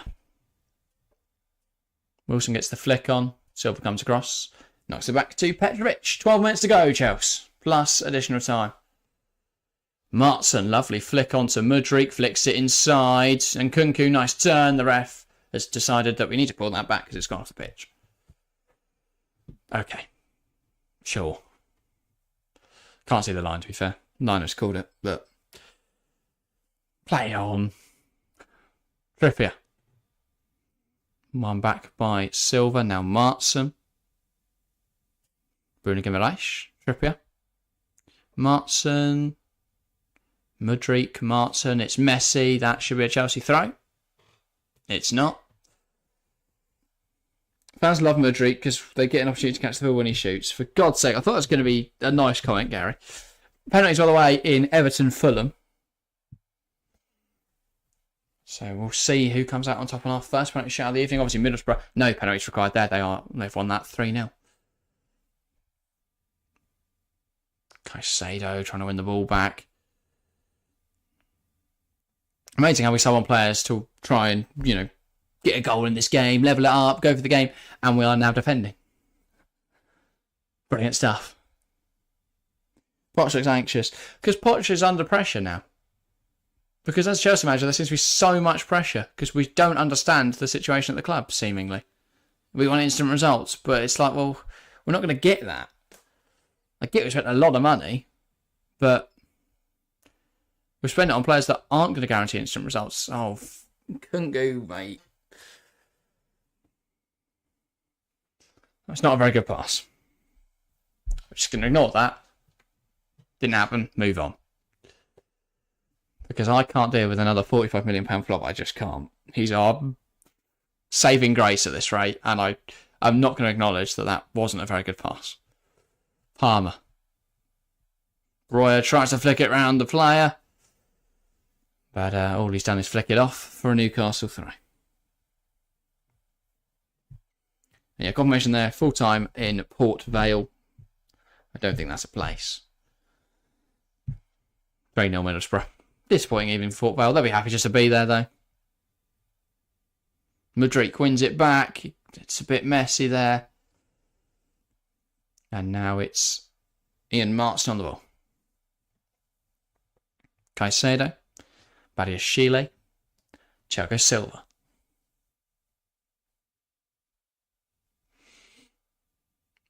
Palmer. Gallagher. Palmer. Badiashile. Can he come up with a pass? Caicedo, now Silva. Plays it into Malo Gusto. Gallagher. Gusto. Plays it inside, goes past. Oh, Palmer's let that run in the middle. Both Royer and Cook made the same forwards run though. No one hangs back. And again, it's that synchronisation that I'm talking about. Players just don't know what each other's going to do. So they make the same runs, they go the same way, they come up with the same stuff, but they don't think alike. There's no sort of that telekinetic connection you see for attackers where one goes here, one goes there, the space opens up, they play lovely football, they get goals. There's none of that for Chelsea. It's disorganised, it's dysfunctional, it doesn't work. We don't win, we don't score goals. Here's Gusto coming forwards now though. Plays it inside to Palmer. Lovely turn from Cole Palmer. Sprays the ball out wide. It's stopped in its tracks though by Almiron. Martin picks up the scraps. Now Gallagher gets the ball wide to Gusto. This has got to go in the box. It does go in the box. Flicked on and Kunku header up in the air. But it's in the hands of Martin Dubravka.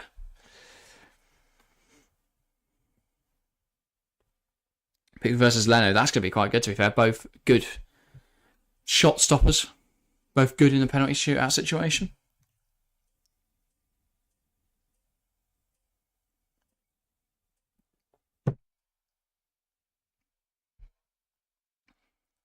Silva nods it to Gusto. Forced back now by Ritchie. Here's Petrovic. And it took a flick off the Newcastle attacker there, but it's been given as a Newcastle throw.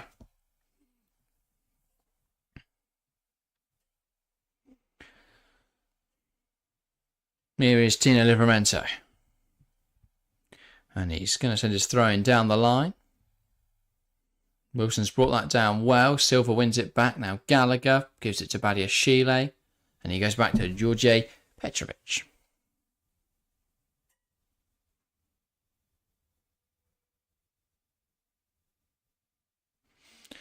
Here is Trippier.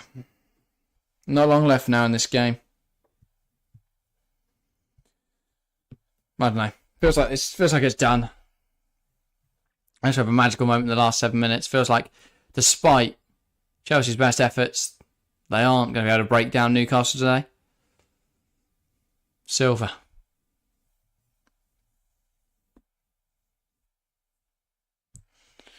Now Caicedo. Badiashile. Moise Caicedo. Here is Malo Gusto. Now Caicedo feeds it through to Royer. Gusto on the overlap. Ball into the box. Cleared away and out for a Chelsea corner.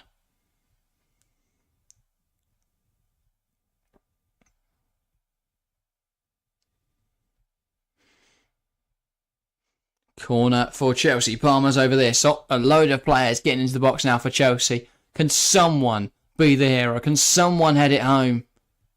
Palmer. Ball in. It's not a bad ball. Headed away though. Gallagher brings it under his control. Mudryk. Lovely ball in. It's over everyone though, and Dubravka lets that run out for a goal kick. How long will Rooney last at Birmingham? They're sliding down the table towards dangerous waters. Yeah, I'm not sure. I feel like they've just brought him in. It's the problem. It's a stupid decision. Really stupid decision. John Eustace had a good start to the season. And they thought they knew better. Brought in Wayne Rooney, who's not a very good manager. Dubravka goes long with it. Wilson. And he's flicked it on, but Silva will get there. And now it's with George Petrovic. Can Broy win the header? No, he can't. But Gallagher does get the subsequent knockdown. Here's Martson. Coming forwards to Chelsea now, Ian Martson. Turns back. Plays it inside. Broy can't get it under control. It's smashed away. Still in play though. And Badiashile collects the ball now. It's got to go quickly for Chelsea this. Caicedo. He's brought down there, and that is a free kick. Wilson is being annoying. Caicedo's pushed him there, and this is stupid because he's already on a yellow. I know he's put Callum Wilson.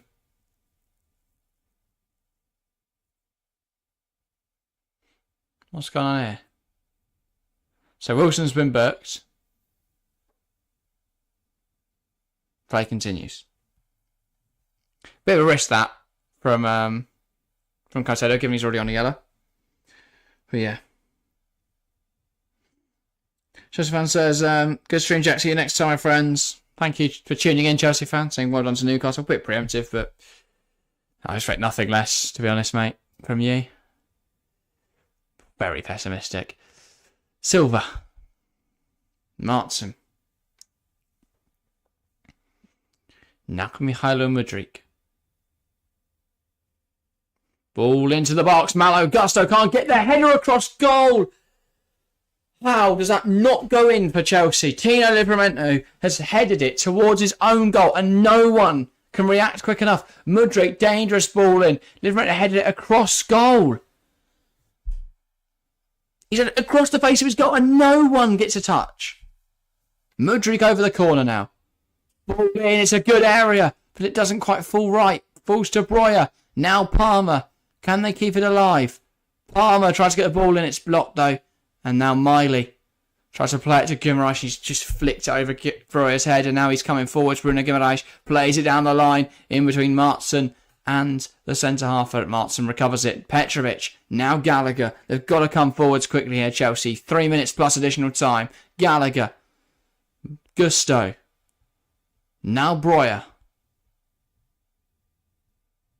Back to Malo Gusto. Here's Nkunku. Holds it up well, Christopher Nkunku.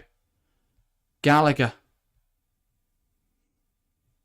Caicedo. Gallagher. Gusto. Gallagher. Now Moise Caicedo. We go back again. Ian Martson. Mudryk.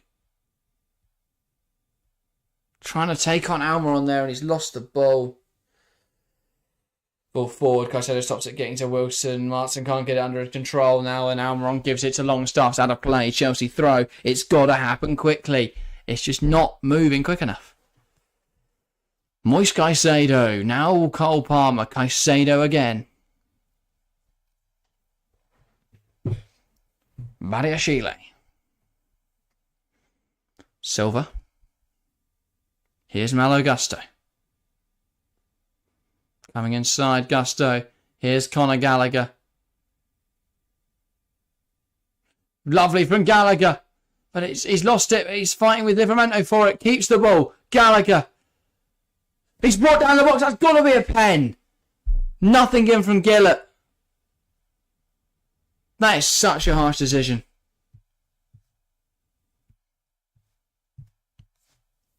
Gonna have to see a replay here. Does really well to win the ball off Livramento. No, he's just bored it a bit too much there. Fulham missed a pen, by the way. The first one missed in that shootout.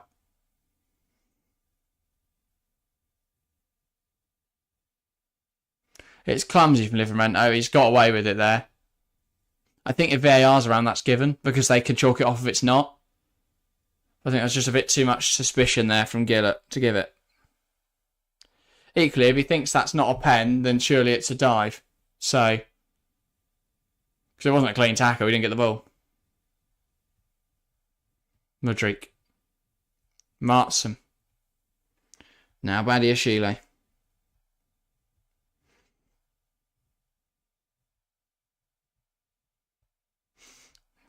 A guy's watching a Fulham Everton game, not on UK TV, unfortunately. Badiashile. On Everton have missed a pen. Gallagher. Oh, Gusto. He's won it back though. Gallagher, 4 additional minutes. Is it enough time for Chelsea to get anything? Probably not. But they've got to try. Please, Chelsea, do something. Right. Gusto. Gallagher. Ball in. Dangerous area. Nobody reacts. And Mudryk's chasing Trippier. Trippier clears it away. That'll be kept alive here by Badiashile. Is there a chance for Chelsea still? Martson. Caicedo. Finds Thiago Silva. Now it's with Gusto. Gusto towards the back post. Falls to Trippier. Not kept alive. Mudryk! He's done it! Milo Mudryk for Chelsea! Chelsea won! Newcastle won! And that is a big fuck you to everyone who's criticised him there. Mudryk jumps on it. He pounces on the shot. It's poor from Trippier. It's brilliant from Milo Mudryk. Takes his chance. It's Chelsea 1, Newcastle 1. And people have said it can't be done. Chelsea can't possibly score in this game. But finally they found the back of the net. And we're level with 3 minutes to go. Come on, Chelsea. So Gusto put the ball in. Trippier dealt with it really poorly. Mudryk reacted quickly. And that's a really, really composed finish from a player under pressure. Really good stuff from Mykhailo Mudryk. Really, really good finish. Chelsea 1, Newcastle 1. Come on. That is sensational. Really well taken finish. He reacted quickly there to a Trippier error. And that's really good in there from Mudryk, because he could have been uncomposed. He could have smashed against the bar, and that would have been pretty characteristic from Mudryk. But yeah. At least now you have another set of pens to watch. I don't think I can do it, Gary. You're watching me just in agonising pain. Hang on, something's happened here with Pochettino and Howe and Tyndall. And the fourth official's just updating people. Oh, there's some sort of situation, I think, in the crowd that Jared Girt is making the stewards aware of, potentially. No idea what this says. And now he's just communicating something to his fourth official. So I don't know what's going on, but the stewards are marching over there. It's not a medical thing, I don't think, because they would have obviously called the game there. But something's going on in that corner that Gillett is not happy about. But play will continue and run back underway here. Really good that from Chelsea. Caicedo, now Gusto. Ball forwards looking for Nkunku. Livramento heads it up. Now Palmer headed away by Bruno Guimaraes. It's now with Jackson. Petrovic. Ian Martson. Gallagher. Now he's smart there from Conor Gallagher, because he gave away the ball cheaply and he's just committed the foul there on Bruno Guimaraes. Scoreboard chat. God, I'm really bad at the scoreboard, aren't I?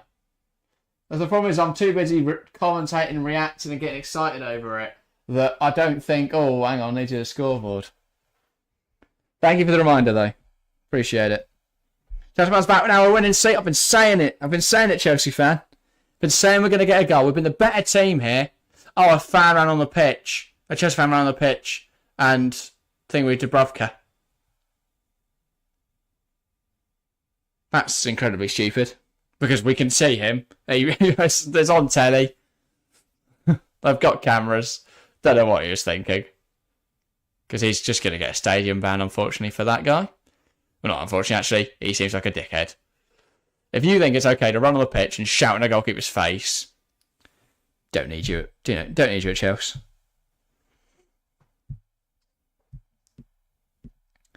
But yeah. Now if we've lost 3-0 at home to Frosinone, who are they? Guy from The Incredibles, isn't it? But yeah, it looks like we are headed to penalties now. There's Marston's on the floor holding his face and covered in white paint. The lines must have just been done this morning. And he's collapsed. Oh, he's not collapsed, sorry. He's gone down over there. Oh, that is a horrible tackle from Bruno Guimaraes.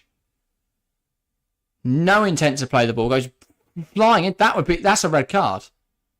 And that's why we need VAR. Because how on earth is that not a red card? He's made no intent to play the ball. It's clearly violent conduct and dangerous play. Equally, Mudryk could be sent off after because he goes and puts his hand on his neck. I don't think it was like a grab around the throat. It's just sort of pushing there, weren't it? But he's annoyed. Mudryk would be off if VAR was available as Harry. Yeah, but so would Bruno Guimaraes. Should be man for man. Because that's a horrible tackle. To be fair, we've been a better team than Newcastle tonight, as a Chelsea fan. That's the thing. We're going to penalties now, and this is a big chance to get to the semi-finals of a cup competition. We have been the better team. If we look through the stats tonight, then, and this could prove me wrong now, in which case that's sad, isn't it? But 78% to 22% possession, 15 shots to 4 shots, 4 on target to 2 on target. It's just about that clinicality and actually shots being on target, and obviously creating chances that are of better quality. But overall, we were the better team this evening, and now we've got a shot on penalties to make that the reality that we win. But yeah. Also, if someone can keep me up to date with how it's going in Everton versus Fulham. In fact, I can have a look now. It's 6-7 the penalty shootout in favour of Fulham. Everton have just missed. So if Fulham score, they win because Everton took first. So yes, score to win situation for Fulham now.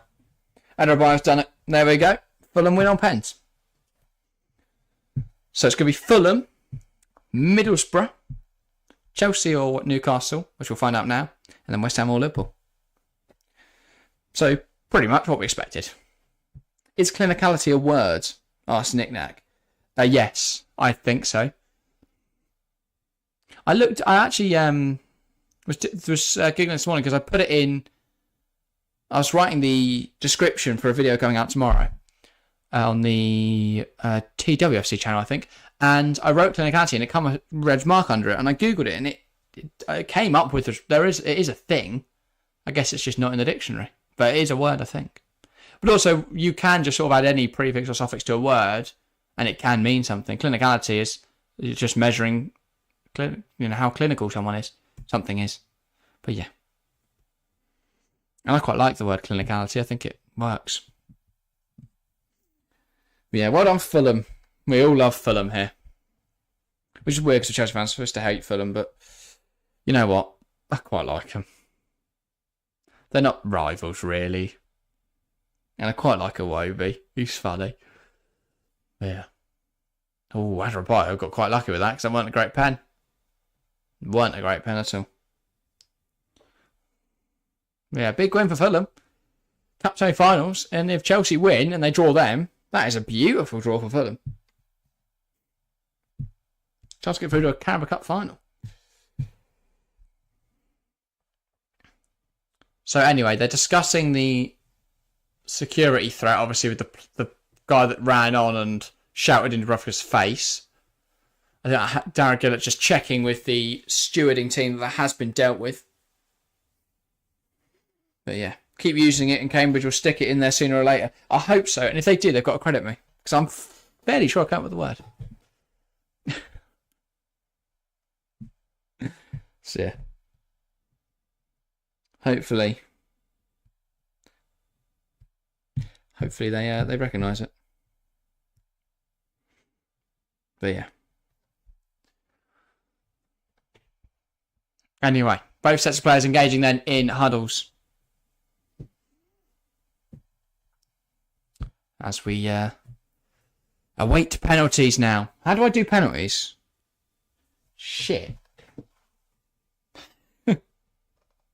I have not been told how to do this. Oh, not that.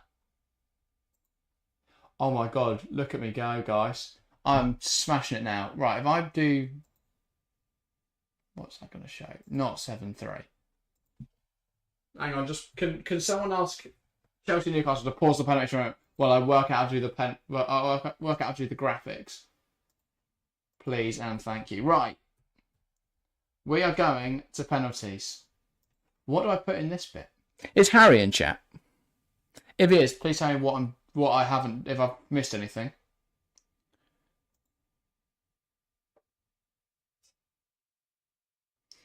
Right. That should say full time.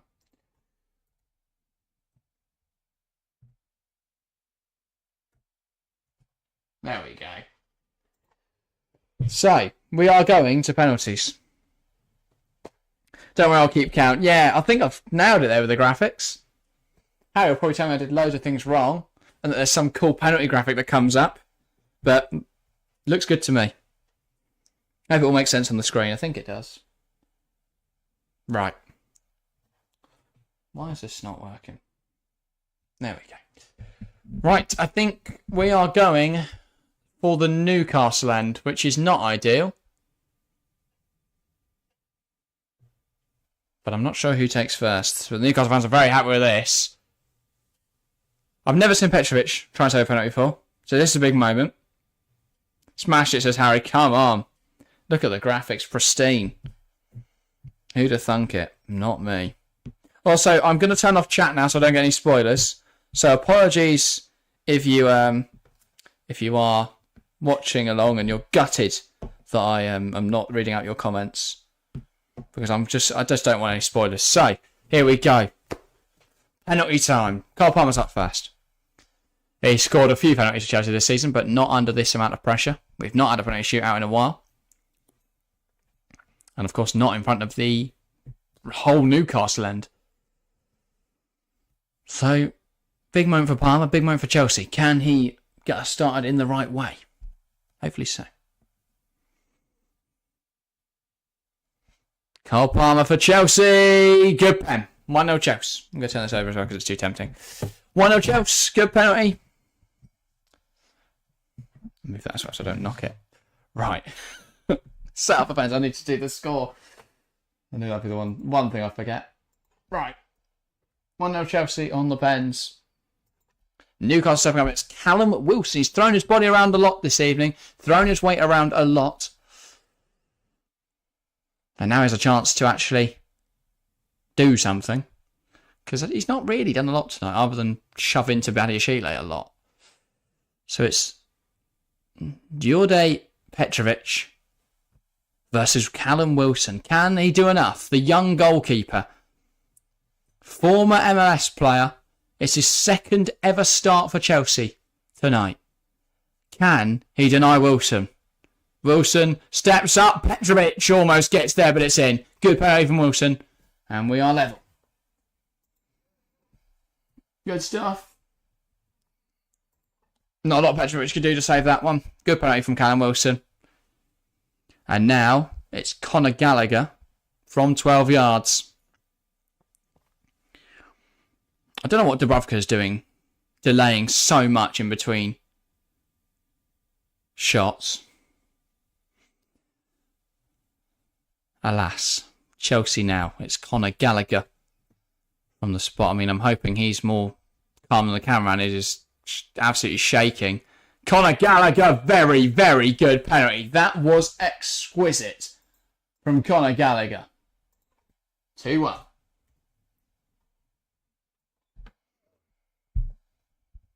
Oh, good to see Romeo Lavia behind Poch as well. Just to point out. So, Newcastle now, and it's Kieran Trippier stepping up. Come on, Petra. Yeah, I've given him a nickname now.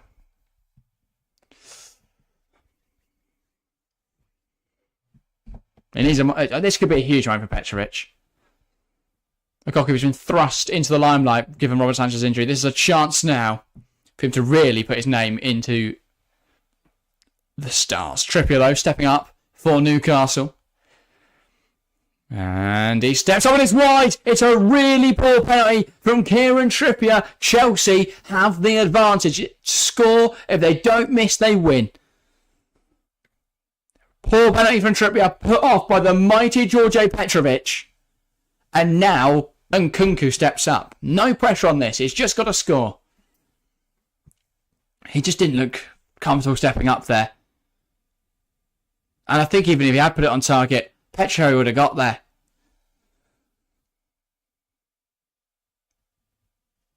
So Nkunku steps up for Chelsea. Jared Gillett making it clear he's going to blow his whistle and then he can take the penalty.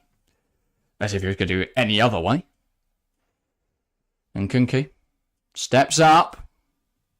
Very, very good penalty. 3-1 Chelsea. That is another brilliant penalty.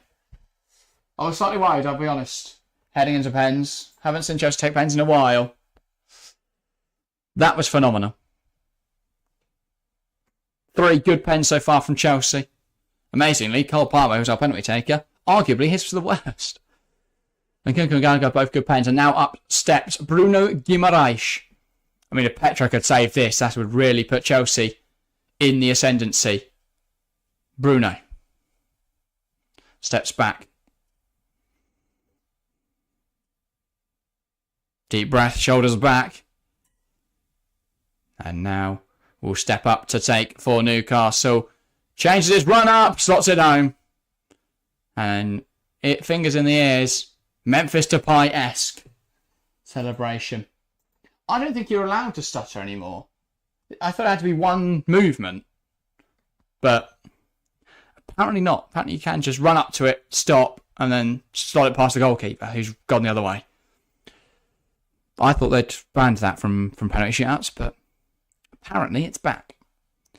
And obviously goalkeepers can step over the line in the Carabao Cup because they don't have VAR, so that is something to bear in mind.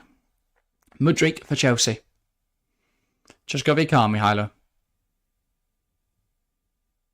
Mihailo Mudryk. It's a very good pen. Cool, calm, collected. 4-2 on penalties for Chelsea. One more player for Chelsea has to score and we're into the Carabao Cup semi-finals. Or a save from Jordan. Or as I call him, Petro, my boy. Trippier looks a little emotional. He knows he could have cost his side twice tonight. Big error for the goal. And then a penalty that he missed. Matt Ritchie steps up for Newcastle. It's a long run up from Ritchie. Come on, Petro. Ritchie steps up. And it's saved! Jordan Petrovic saves it for Chelsea. Are in to the Carabao Cup semi-finals. Petro didn't even realise it. But then he saw the Chelsea players rushing towards him. And Chelsea are through. Huge, huge penalty win for Chelsea. Could this be the thing that inspires confidence going forward? There's already a Serbian flag in the crowd. I'm convinced that wasn't there before. But Petro stepped up, made the save. Big moment for the young lad. Very, very pleased for him. Stamford Bridge erupts in joy. Chelsea are through to the Carabao Cup semi-finals. Something that seemed impossible. Chelsea took 92 minutes to find a goal, but eventually they did it. They win on penalties. George Petrovic, the hero. Chelsea are through.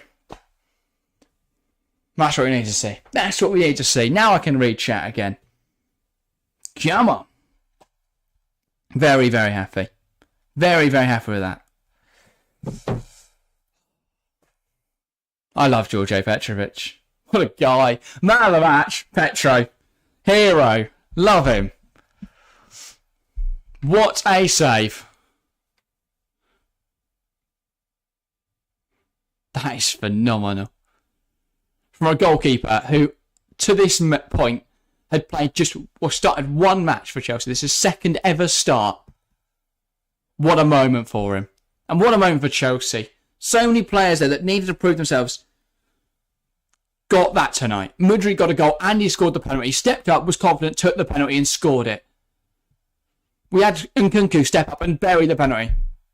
You know, while you might look at it as, it's only a penalty. He still stepped up and finished it. He could have missed.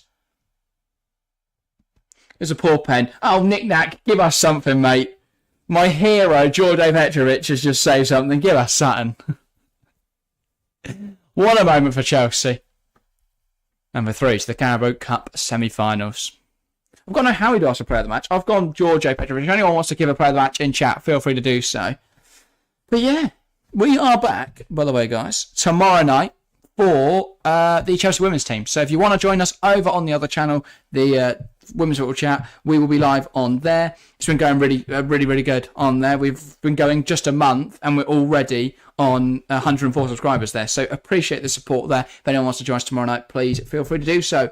Other than that, though, we've got a jam-packed Christmas schedule. Tomorrow we've got an interesting video coming out about Manchester United, so check that out. We spoke about the game on Sunday and the Dalo red card. So if you want to get our thoughts on that, especially Harry's very controversial opinions, head on over to there.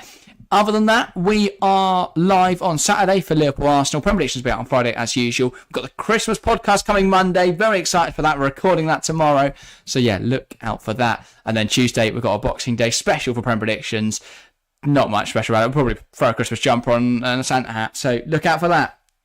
Anyway, Nina says thanks for your company, Jack, in the chat. Thank you guys for your company. It's been a lovely evening of football. As I say, we will be back soon. Thank you guys very much for watching. I'm going to have to say goodbye as the stream ending goes. Goodbye.